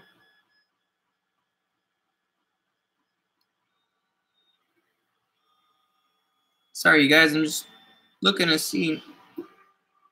I'm gonna need to retouch this up for sure. My brain just erupted with an idea.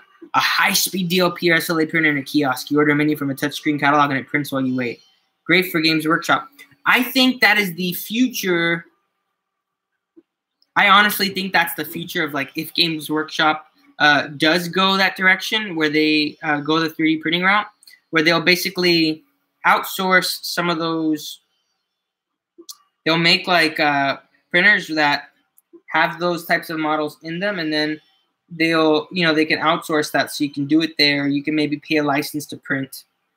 I think that that's a reality, you guys, to be totally honest.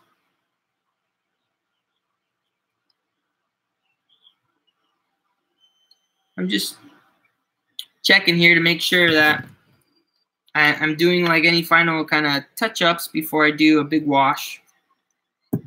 Especially in like the corners here. This is such a big model that, I want to make sure we fill in all the cracks.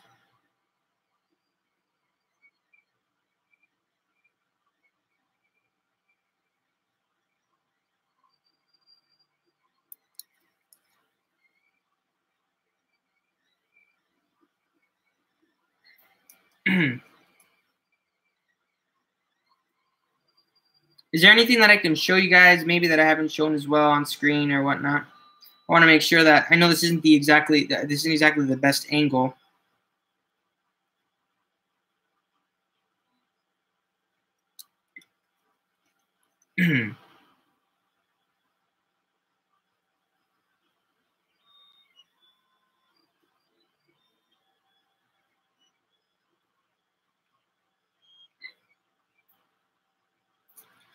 Let me just give a little close-up here so you guys can see where we're at so far. Cool.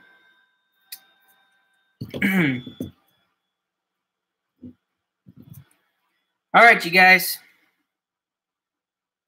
It's time for the wash.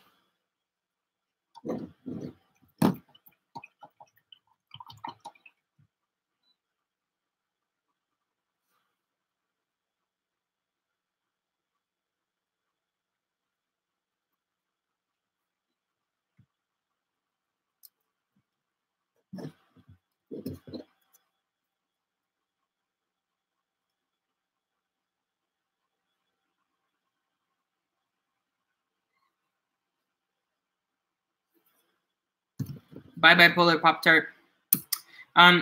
Okay, so from my expert painters here, I'm in a bit of a dilemma. Here's my dilemma. mostly from like Valandar. I've got an Agrax Earthshade, which is like a brown wash. We all know it.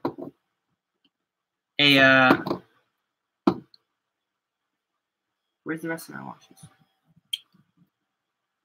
I've got a Reichland Flesh something or another, if I can find it somewhere, which is like a skin tone. It's like a skin tone wash. I've also got these pretty much. So I've got a strong tone, a soft tone. One is like a more red, one is like a more brown. I'm wondering if I should use the same type of wash for these, or if I should just do something. If I should just use a brown wash for the both of them. It's kind of a warm color, and I don't think it's gonna look very nice with this. Before I follow my gut here and make a mistake or do something that I regret, what do you guys think I should do? I'll wait a few seconds for this to catch up. I'm gonna take a look at the concept art and just see kind of where we're at.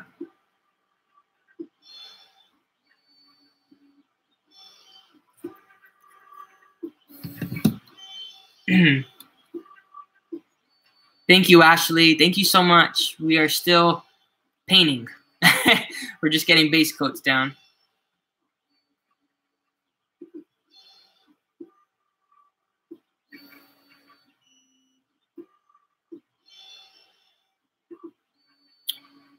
So I can definitely, I know Agrax Earthshade I'll probably do on the like main.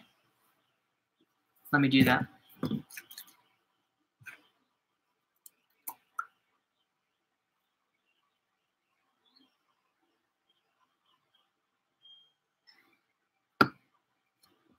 So right now I'm using a lighter wash than Agrax.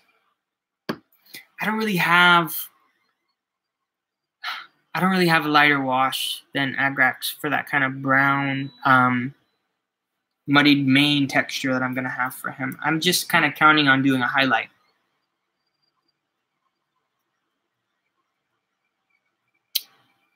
I'd love Hero Forge as a supermodel if you could buy the app. I want to be making custom squads for skirmish games, but it can get pricey.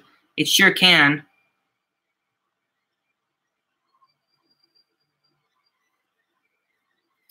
Okay.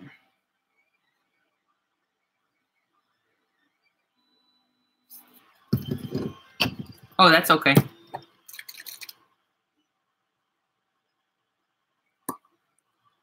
Kind of too late now. Good thing is I can always just kind of dry brush over this. So I'd love it if I would like a Hero Forge subscription model too, and that might be something that they entertain, but I think it'd have to be something like $10 a month, and they're probably making so much money from their from just the digital downloads that I don't think that they'll consider doing that, especially while Desktop Hero 3D is doing so well. Like their Kickstarter is doing really well. If they're able to take their product better, I think it's gonna be amazing. Because it's like it's made by the community, you know what I'm saying? So as long as the community assets come from people, like they'll be able to constantly improve the product, and then they'll have premium packs as well. So I don't know. I'm really looking forward to Kickstarter 3D and what they do to Desktop Hero rather. Good call. Good this is still going on. Hey Alex, what's up, man? Welcome back.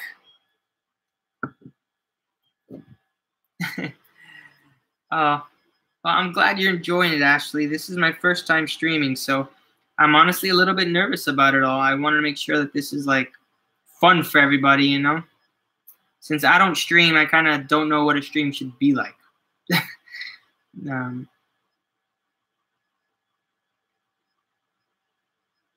Yep. Good night, Valandar. Thanks for staying, man. I appreciate it so much, dude.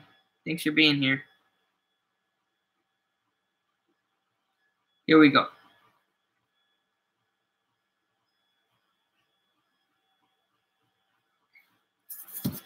So, what I want to say, you know how people say not to use Yeah, man. Honestly, Desktop Hero 3D is really great, and they just launched a Kickstarter to. Well, it's today's the last day. I don't know if the hours are up or not, but it's a really great option, especially if you want sci-fi for like skirmishes. But for those people who say you should never wash a print because all the layer lines show and all that stuff, this is why. I'll show you right now so you can understand.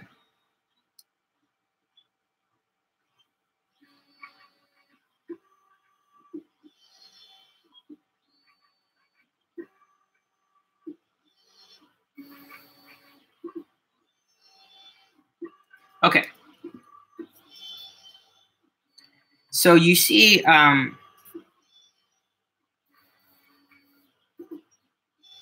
just kind of touching this up. Okay.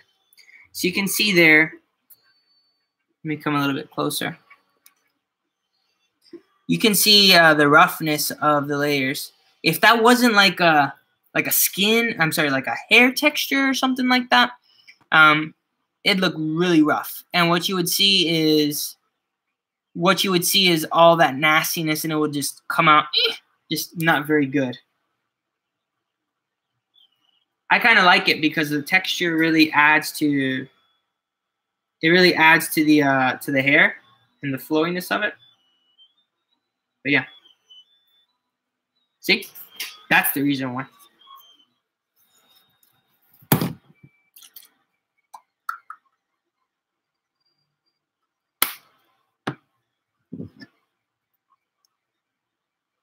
We're gonna paint the hairs on his chinny chin chin.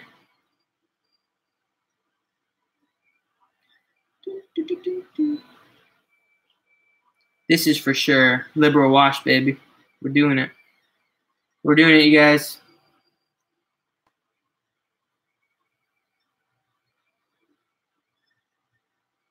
You don't want it to be too bad. You want to kind of spread it out.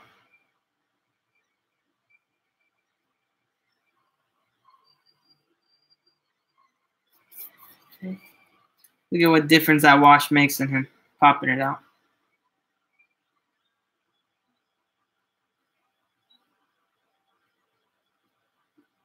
And it's going to dry up. And we'll be able to dry brush it, make that stuff pop. That's the idea. That's why they say liquid talent.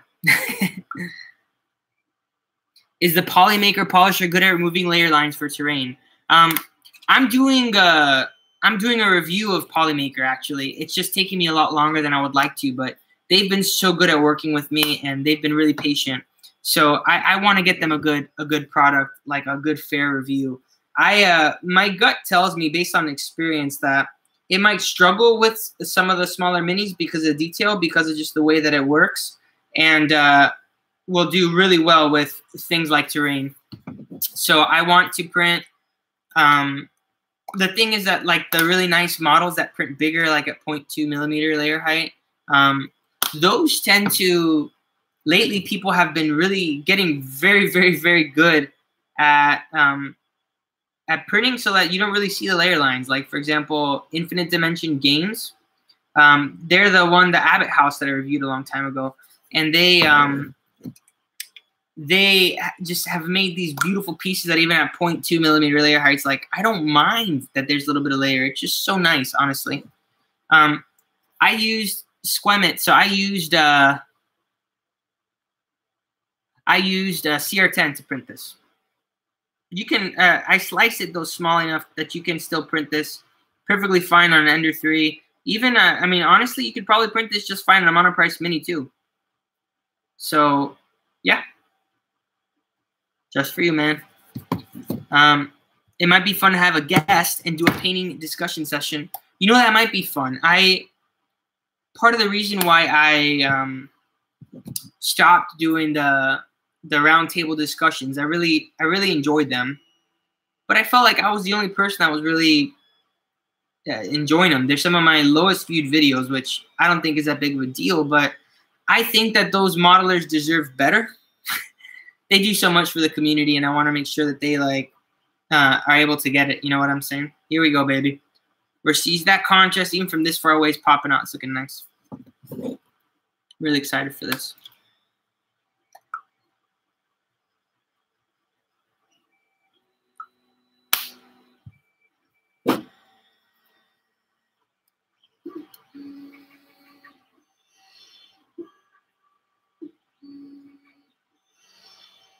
I'm sorry, you guys. I know that I was talking, but I don't know why my chat it's like lagging. Like it doesn't show me anything, and it just pops up, and then all of a sudden, boop! I have a whole bunch of people that said a bunch of stuff.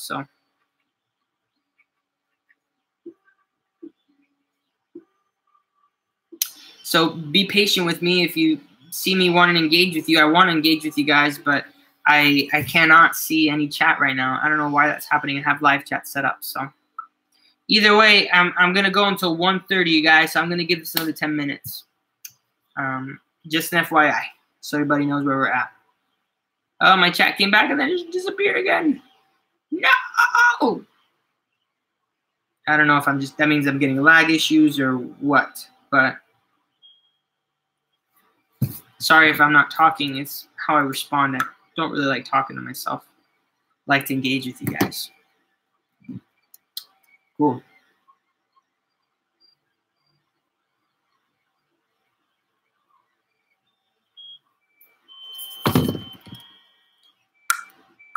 Now the question is, I'm coming up. I'm finishing up this. I'm finishing up this wash for this dragon's hair, for the Father Frost hair, but I'm still struggling to come up with what shade to use for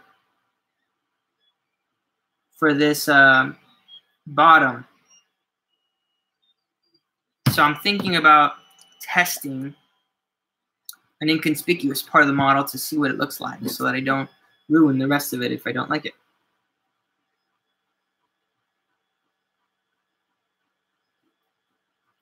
So I'm thinking about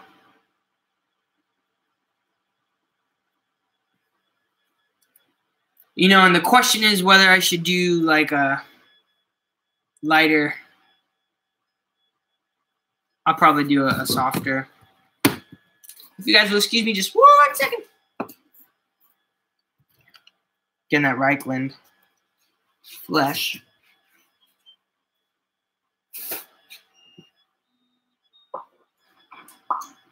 Where you at, baby?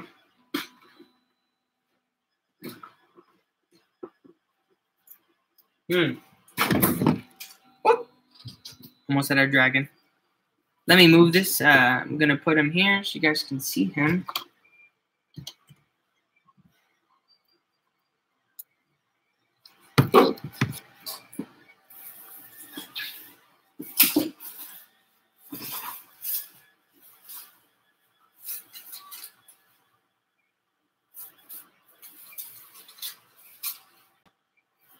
So I've got Reichland flesh and a Seraphim sepia. I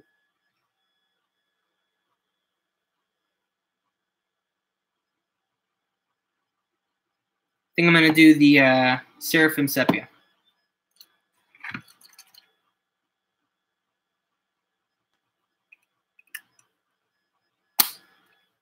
You guys, I don't know what happened with my live chat. There it goes.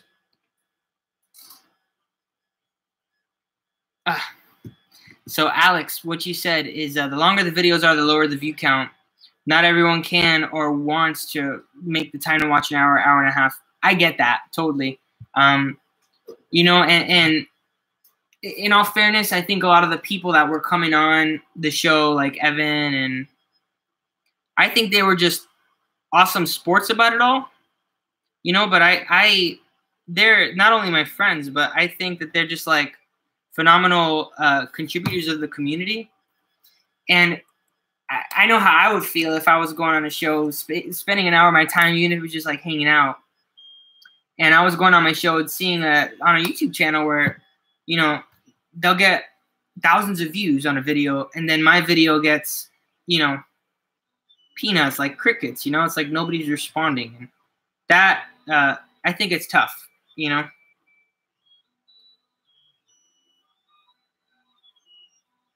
You know, I'm liking this, but I'm gonna have to touch it up. But I do like the shade in between.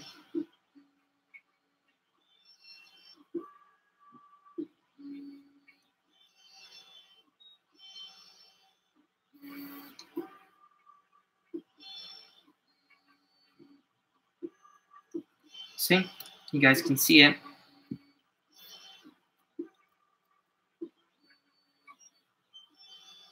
It's looking kind of bony. I like it.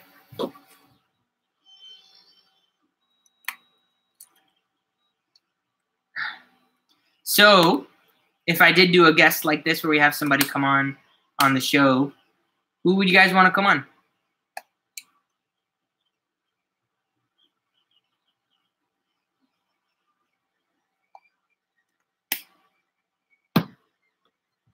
Give you guys some time to think.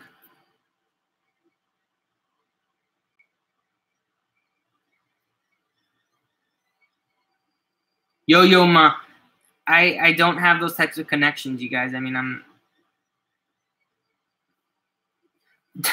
Dwayne Johnson. I mean, honestly, those are some pretty solid choices. I like it. I like The Rock better than Dwayne Johnson. I'm sorry, The Rock better than Dwayne Johnson. It's getting late, you guys. Can you tell? Terry Crews. Do I paint all of my minis like goblins 1 to 5, or paint the important minis like an adult ancient dragon? I generally, I do maybe like one of these like once every 2 months, and I paint lots of like goblin minis and stuff that I use all the time. That's kind of my go-to, so to speak. But yeah. Oh, I forgot some crystals. It'd be awesome to have a crystal, to have an actual dragon too. I agree with that. You know, I'm realizing something. That at the bottom of this guy's plate of armor has this like scales, and I kind of like the scales being, that'll probably be a different shade of blue. Spice it up. Anyways, I think it's getting too late, and my mind isn't working like I want it to. You guys hanging in there? I'm surprised you guys are still up, man. I guess for some of you, it's a new morning. You guys are just tuning in, hanging out with me. But yeah.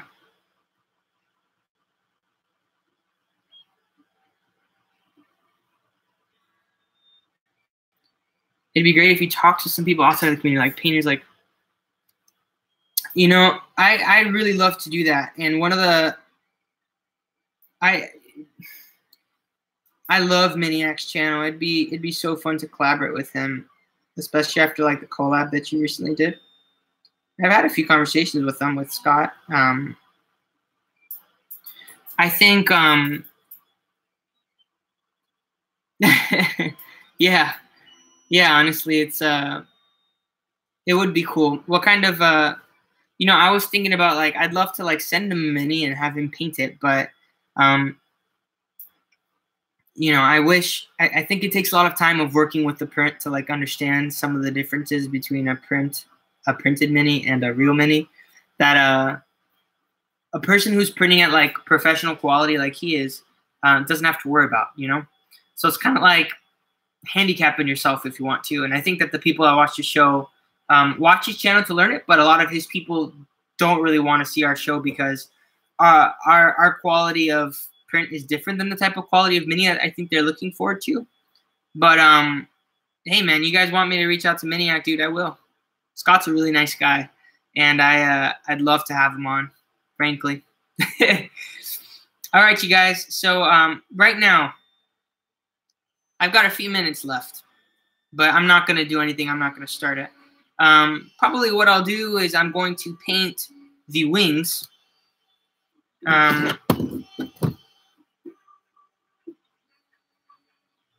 The wings are, they're just a bit, they're a bit lighter than the other ones. So I'm going to find like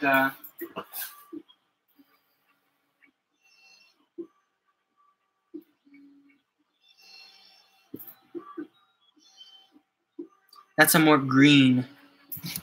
I'm trying to find, and you know, that's a great point, honestly.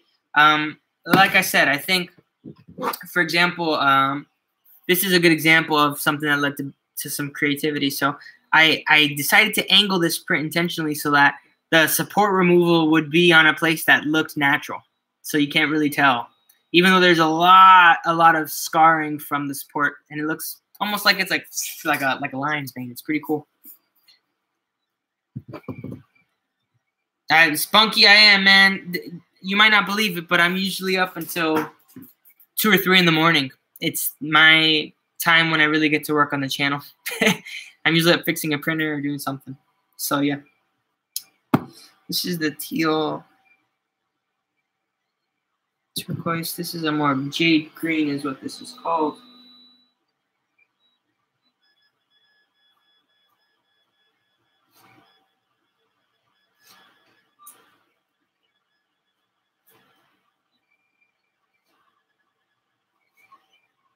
Sorry, you guys, for being so quiet right now.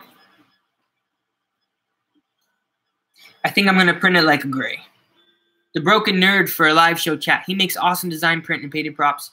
I don't think I've ever heard of the Broken Nerd.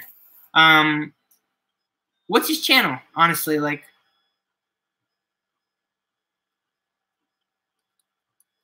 has anybody else seen that? So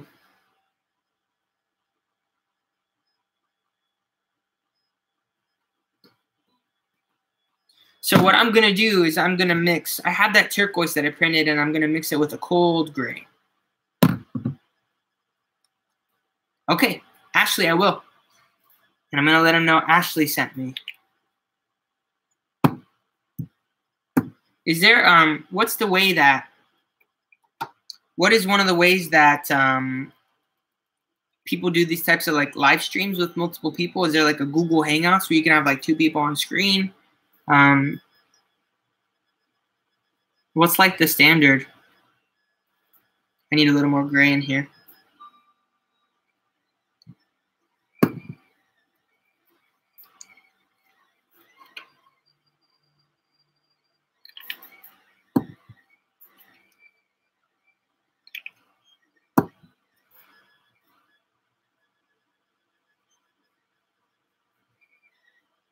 Yeah, so what I did,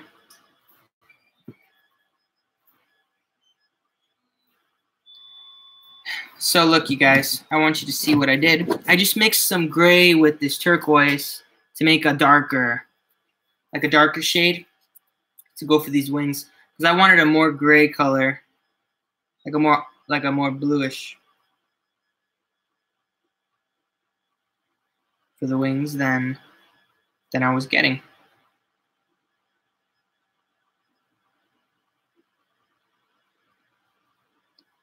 He's a super nice guy too. Well, that gets me excited to talk to him.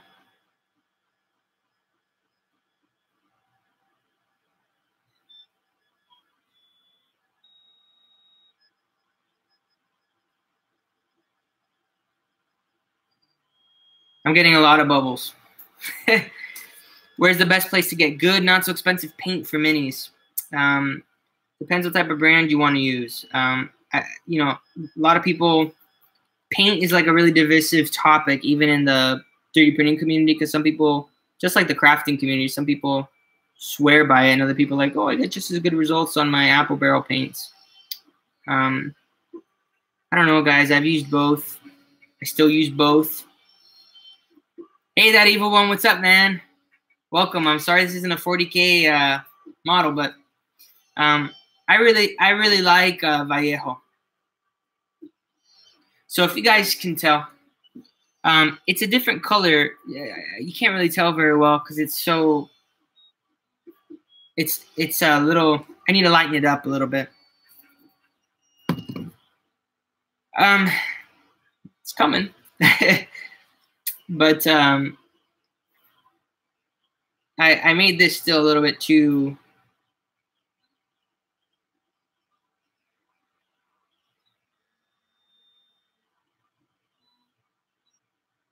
I think other people would be better. I use a little bit of everything. I mean, I use some Vallejo, I use some Citadel, I use Apple Barrel. You know, it's really whatever paint I feel like working with. What about you guys? Anybody else care to chime in?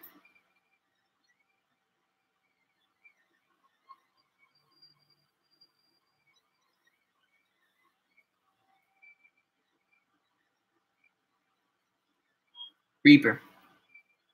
Yeah, I know a lot of people like army painters. My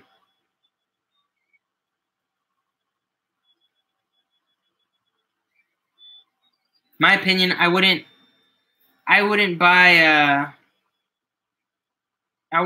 paints used, because you don't know if you're getting paints that are going to be like old or you know, chipped or whatever the case might be.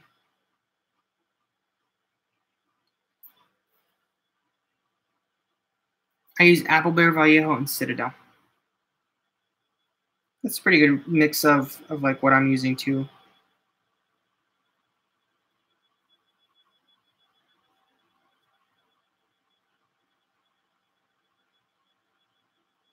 I mostly use Apple Barrel for like the small things that, you know, aren't going to get a lot of attention, don't need to pop as much.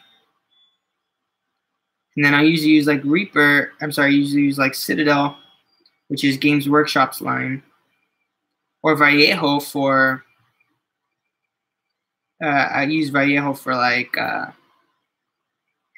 something like this, like I'm using right now. Yeah, because I mean, I still mix, don't get me wrong. You see? Really bright. I know it's bright, you guys. I'm gonna tone it down with the wash later because it's really compared to the rest of it. How many dragons have I printed or painted? I haven't painted any of the other dragons. I've resin printed 2 of the dragons. And I'm FDM printing one of the other dragons. So all the others are kind of wrapping up. We still have a few weeks before. Definitely we're going to have probably about, at a very minimum, we're going to have at least 4 dragons, 4 to 5 of the core dragons done before we even launch the Kickstarter.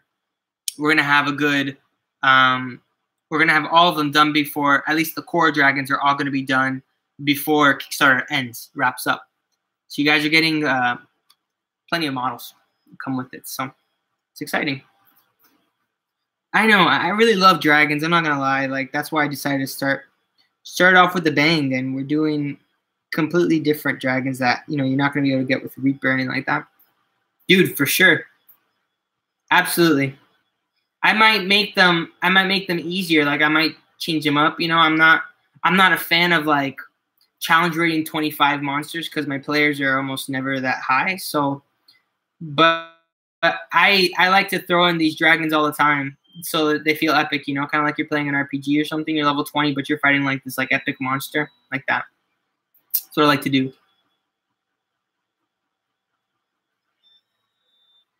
Yeah, you know, it's funny you say that, Trent, because my friend Dylan, he says he just gets like a couple of. What he does is he gets like just a couple of primary colors from like really expensive artist paints, and then just like mixes them up. That's it. And he's able to do it, and they come out really nice. So he's an artist though, for sure. So classically trained, you could tell. I don't have that skill. I need the colors kind of pre-mixed for me. I will mix. You know, it's why I use the wet palette. Why I really like it now. But yeah. How did you design these dragons? Our process for these dragons is generally as follows. So my general idea for the original Kickstarter started way back ago, where I said, you know, I'd love to have more variant dragons. And then I had a conversation with my friend about 2 months ago, and we were like, dude, like, why don't we like make some? And I was like, well, I got ZBrush, and I tried, and I had really good support from like awesome friends, and I realized it was going to take me too long to make this. So I was like, okay, well, I can't be a community hero anymore. Let me see how much it would cost. And then I started to get serious quotes about a couple of variant dragons that I kind of thought of. And then I was like, okay, well, if we're going to do this, like, we're going to need to, you know, first I was like, let me see if the community wants this. And so I did a poll on Facebook, and we had a good, I want to say on that poll on Facebook, a couple hundred people responded to it. And I was like, okay, well, maybe this is something, you know. So I decided I was going to commission a couple with my own money.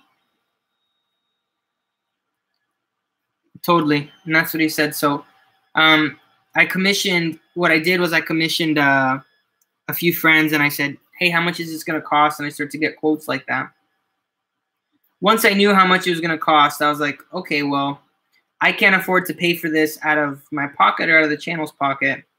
So I said, you know, what is the next best option? And then I realized, okay, well, I was going to have to commission a bunch of them and then Kickstarter them. And so I started to get really into the idea of what I was going to do, and the collection kind of started to come together, and I started to brainstorm with my friend Dylan. And then we had these concepts, these like variant dragon concepts. And I had my concept artist start to work on these, and so he's done a lot of them.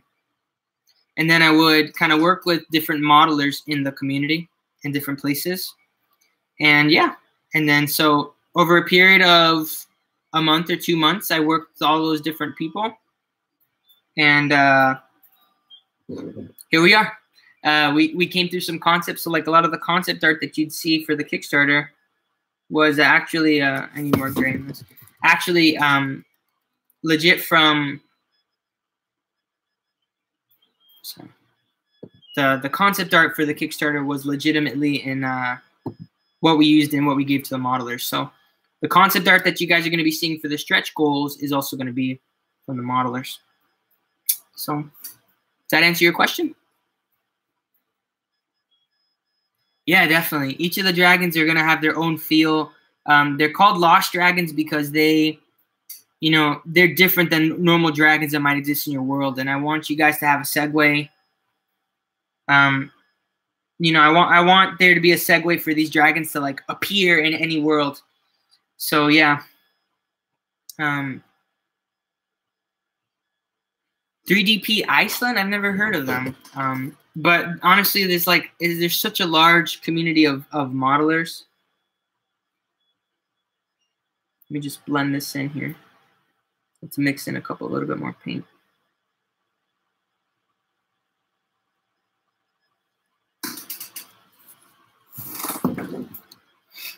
Well, I appreciate it, man. I appreciate it very much, you guys. I feel it's been a very involved process, and it's taken me a lot to kind of manage everything and get everything going. But I've learned so much, and honestly, I've been really fortunate to have, I think, really cool people that get what I'm doing and have been willing to help. A lot of them have helped them. A lot of them are in the community, and we're like, dude, you're doing that? Like, I want to participate too, and have been willing to help. So, I mean, I'm just grateful. It's pretty cool. Yeah, and some of these dragons in my story, the story that's going to be like a part of the Kickstarter per se, they aren't going to necessarily all be evil. Like, for example, in our lore that's going to be coming with the Kickstarter too, these dragons, like, for example, some of the dragons are kind of on a rampage to destroy the world for one reason or another. But others of them are out to kind of save and preserve the world. And it's almost like a Godzilla, right? Where you have this one monster that everybody thinks is a monster, but he's really trying his best to protect us and take care of us. And so it's kind of going to be that type of a feel, I think, with these dragons. And so how you use them in your games is totally up to you. They scale down pretty well, actually, believe it or not. But for the most part, they're meant to be printed large. They're meant to be conversation starters. I would love for you guys to print these, and I would love for you guys to have them on your table and for you like, dude, what is that? And you're like, I 3D printed that. That is the goal with like every one of these dragons. And then for you guys to then just take that to your tables and your players be like, dude, where'd you get that? Like, that's my goal with every single one of these models. And I'm feeling really happy with how they're coming out so far. So, you know what I'm saying? Y'all know what I'm saying?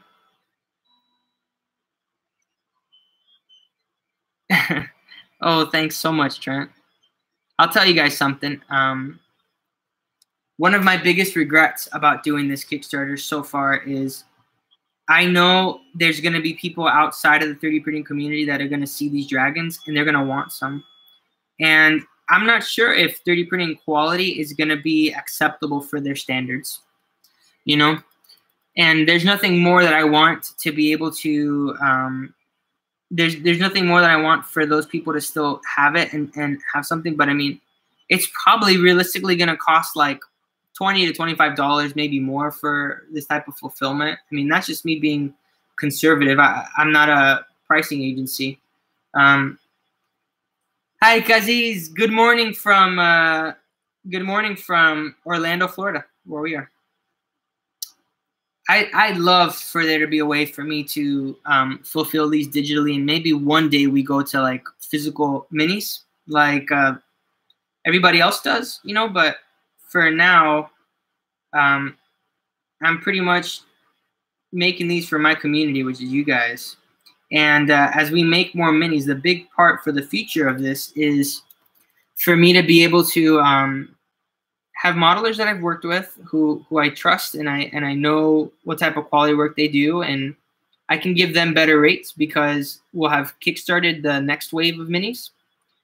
But above all, once I have people who back and I'll know who are the people that are interested in this sort of project, then what we can do is I can go directly to the people who backed and I can say, hey, what's our next wave going to be?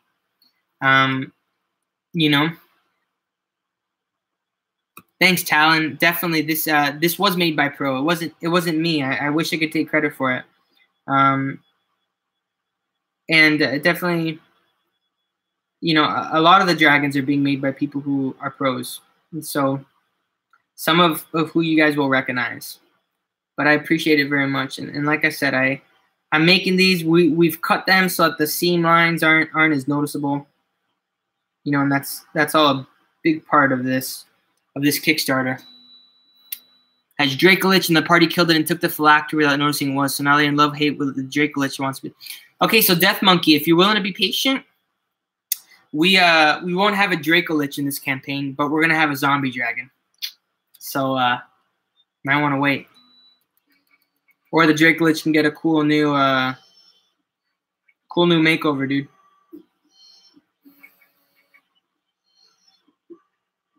I know I just dropped a big one and I haven't looked at the chat to see like what you guys are saying, but I hope you guys are excited about the zombie dragon. I know I am, seriously.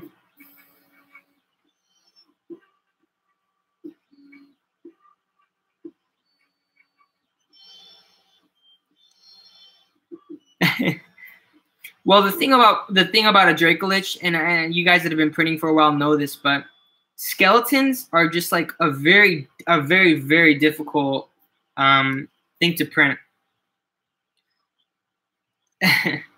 Yeah. And I mean, I'm gonna be really excited to announce who does it. I can't give it away quite yet, but y'all are gonna be excited. I can tell you that right now. So anyway. A skeletal dragon is an extremely difficult thing to print. Hey, Justin, what's up, man? Yes, no secret, Jacob, but maybe it's a possibility. I will neither confirm nor deny that it's Duncan. But basically, what's gonna end up happening is a Dracolich is an extremely difficult print to like do creatively without being a skeleton, and I think for the most part, Miguel's Dracolich already exists. So, I mean, you know, I think his is really good actually. For somebody who wants something a little bit different, like a legit zombie dragon, maybe from like an older edition or something like that, inspired by something like that, that's what this is going to be more along those lines of. So, yep, that's what that's for. It's going to be one of the stretch goals. So, hope that's exciting for you guys. Need just the right supports for printing bones. My friend uses Fusion 360 to design all his model skeletons and dragons. Yeah, no, definitely. You know, it's possible, and you guys see those you guys see those like skeletons that people post all the time. It is definitely doable. I'm just not sure if that's a dragon I necessarily want to tackle so quickly. You know, already the zombie dragon is going to be kind of something that I didn't expect that we just kind of pulled together. So for sure. And I'm trying my best to do this to be able to work with you guys support-wise, but yeah. Do my best, folks.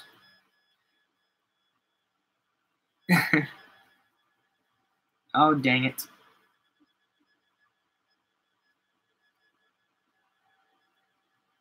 They got some.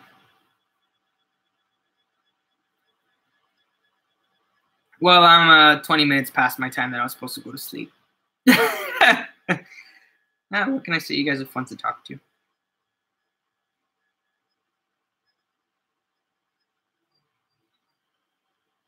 What happens on the stream stays in the stream, you guys.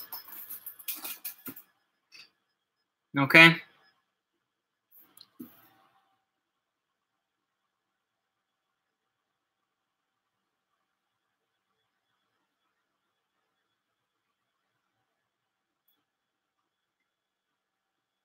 I was about to go to sleep, and YouTube said you were live. Yes, dude, I'm still live.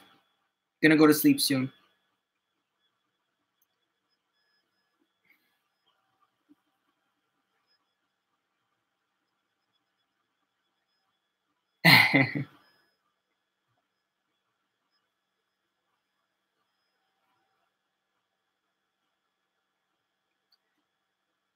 Yeah, there's going to be some really cool dragons, though, on the Kickstarter. And I think more than anything, I want you guys to really feel like you're getting some really cool dragons that everybody's participating in and choosing, you know? I have a couple that I want so that you guys can feel like, it's worth it to you guys to back the Kickstarter. The core set, but the real fun of the campaign is going to be the Kickstarter. It's going to be the stretch goals, I didn't mean to say.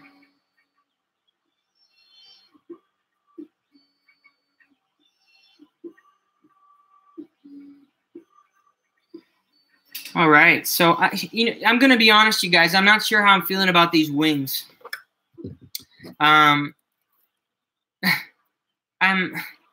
They're a little too bright for me, and I'm going to have to tone them down with this wash for sure. Have you messed with the SLA 3D printer? You made the consoles out. Yeah, I have messed with it. I can tell you guys right now, I'm probably going to end up giving a photon away, not the flash or the shine. I can't in good conscience do it, you guys. Yeah, I'm gonna do it almost like a glaze, probably. There's a lot of like crevices in between it too that'll make dry brushing over it pretty pop. Okay, it's not bad. The prints that I've gotten have been really good, but I've gotten so many issues with it that have made me I've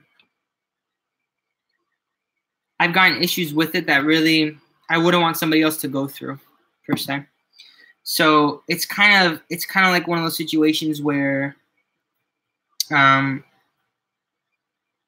mean, basically, I'll tell you guys what happened with it. This is like kind of like a mini version of the review video, but what's happened to it is I have leaks with the actual vat, and it took me like a good 3 weeks of legit trying to figure this thing out. Because the directions for the connecting were just terrible. So I mean, like connecting it to my Wi-Fi was extremely difficult. Was a challenge. And dude, it was kind of a nightmare, to be honest with you. And the photon is really nice, to be honest. So, the UI. There's things in the design itself that are really nice that I wish existed for the photon. Like the VAT in theory should be really good, should be really nice. It's a very solid system. I like how it opens up and down, but I do not like how I've had leaks, and they have no reason why there's no leaks happening. You know, it's concerning to me. What can I say? And I hope that kind of answers your question. I'm sorry if it wasn't as informative. I'm trying to focus. Did they offer us in the new VAT? I talked to them, and they told me don't do a review. That tells you anything.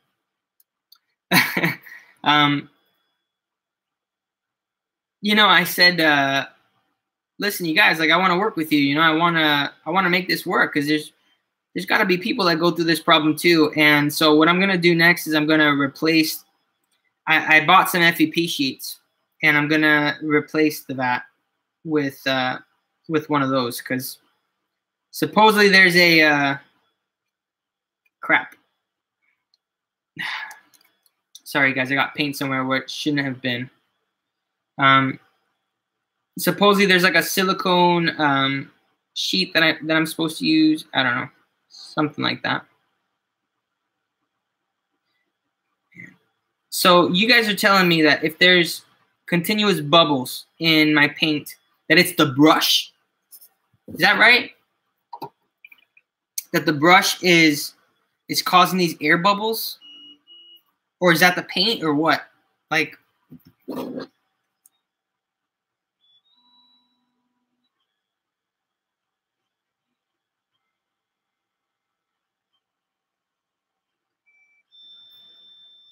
so, almost done with these wings, you guys.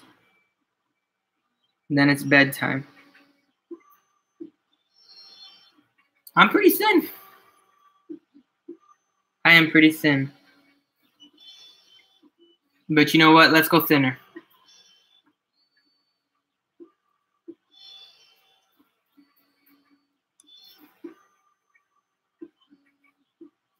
Yeah, and I do get air bubbles with the thinning it too, by the way. I just added a boatload of water. Same issue. Just goes a bit further. Yeah, I know. This is something brand new. It's only started happening to me tonight. I'm really kind of weirded out by all this.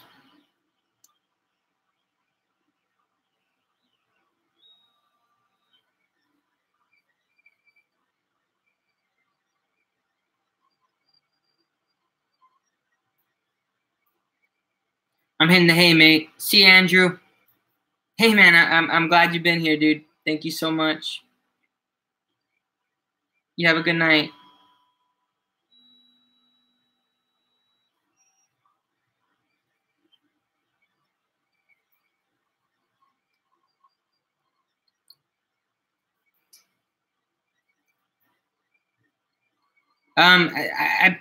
Here. Can you see him?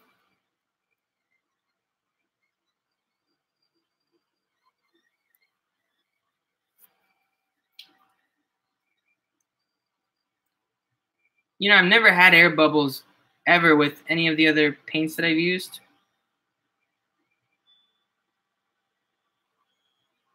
I mean, I've never had issue with Vallejo either, though.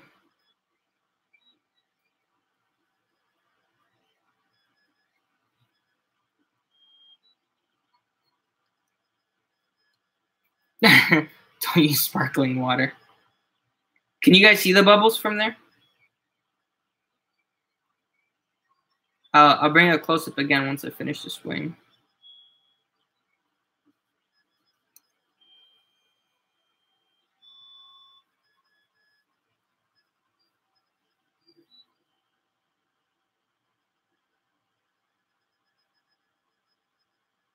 Yep.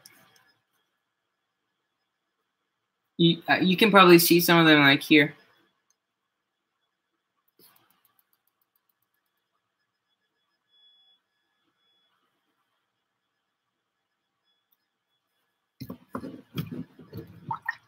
Could it be that I'm not mixing the paints enough? Like I need to shake it more?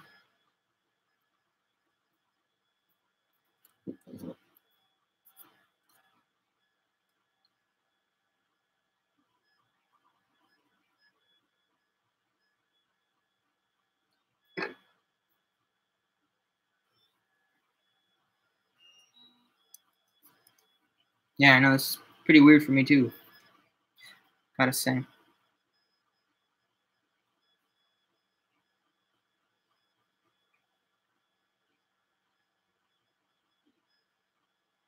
Oh well.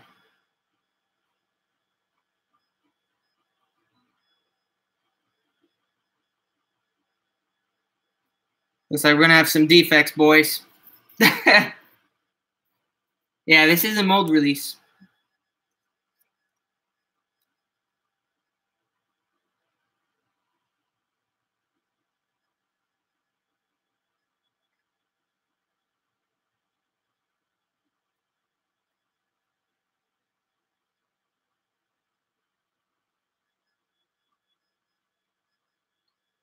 I don't know if it's a paint clot. Those are definitely bubbles, though.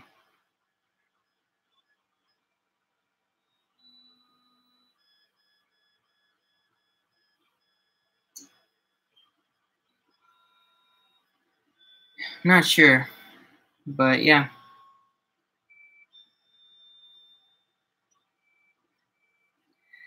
I'm just kind of trying to kill this tonight. I still got those bubbles, those wingly bubbles. No, just kidding. So, next steps for this guy.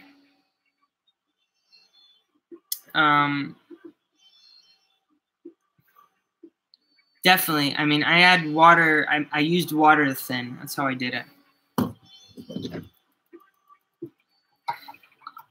My friends and family, and everybody else watching who I consider my family. It's been a lovely time with you. I'm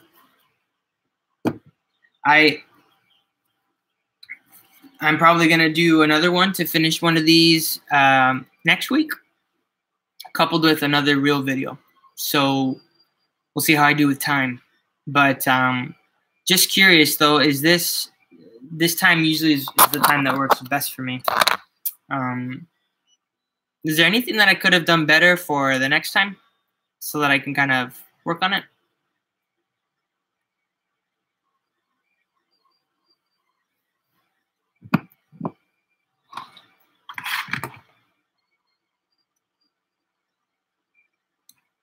You're so welcome, Cataclysm.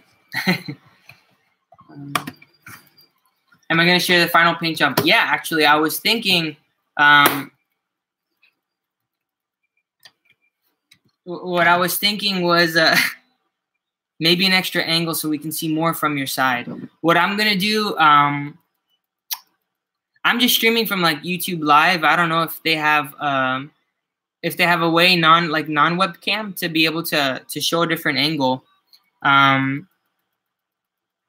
Alex, so I'm going to no techno music. I can try to stream earlier one of these days. It all depends on when I get home earlier. So it'll probably be a little bit later at night for you. Or maybe a little earlier in the morning, probably. I'm not sure.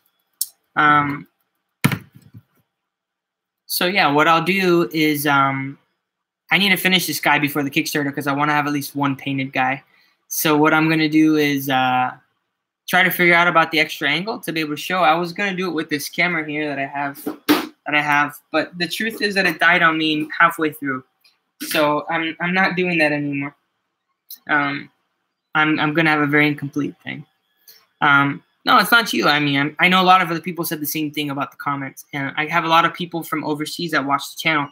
So I like to, do this type of thing for the masses. I'll probably do a different time though, so I can get different people who are interested in kind of joining us as I finish, because I've got to finish them, and it's probably going to take me another 2 sessions or so to finish it. So,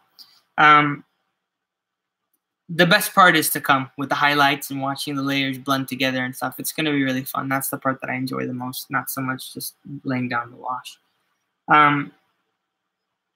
But yeah, I appreciate you guys coming so much. It's been really fun, and I had a really good time. So hope you guys have a good night. And hey, take it easy, y'all. Have a good one, okay?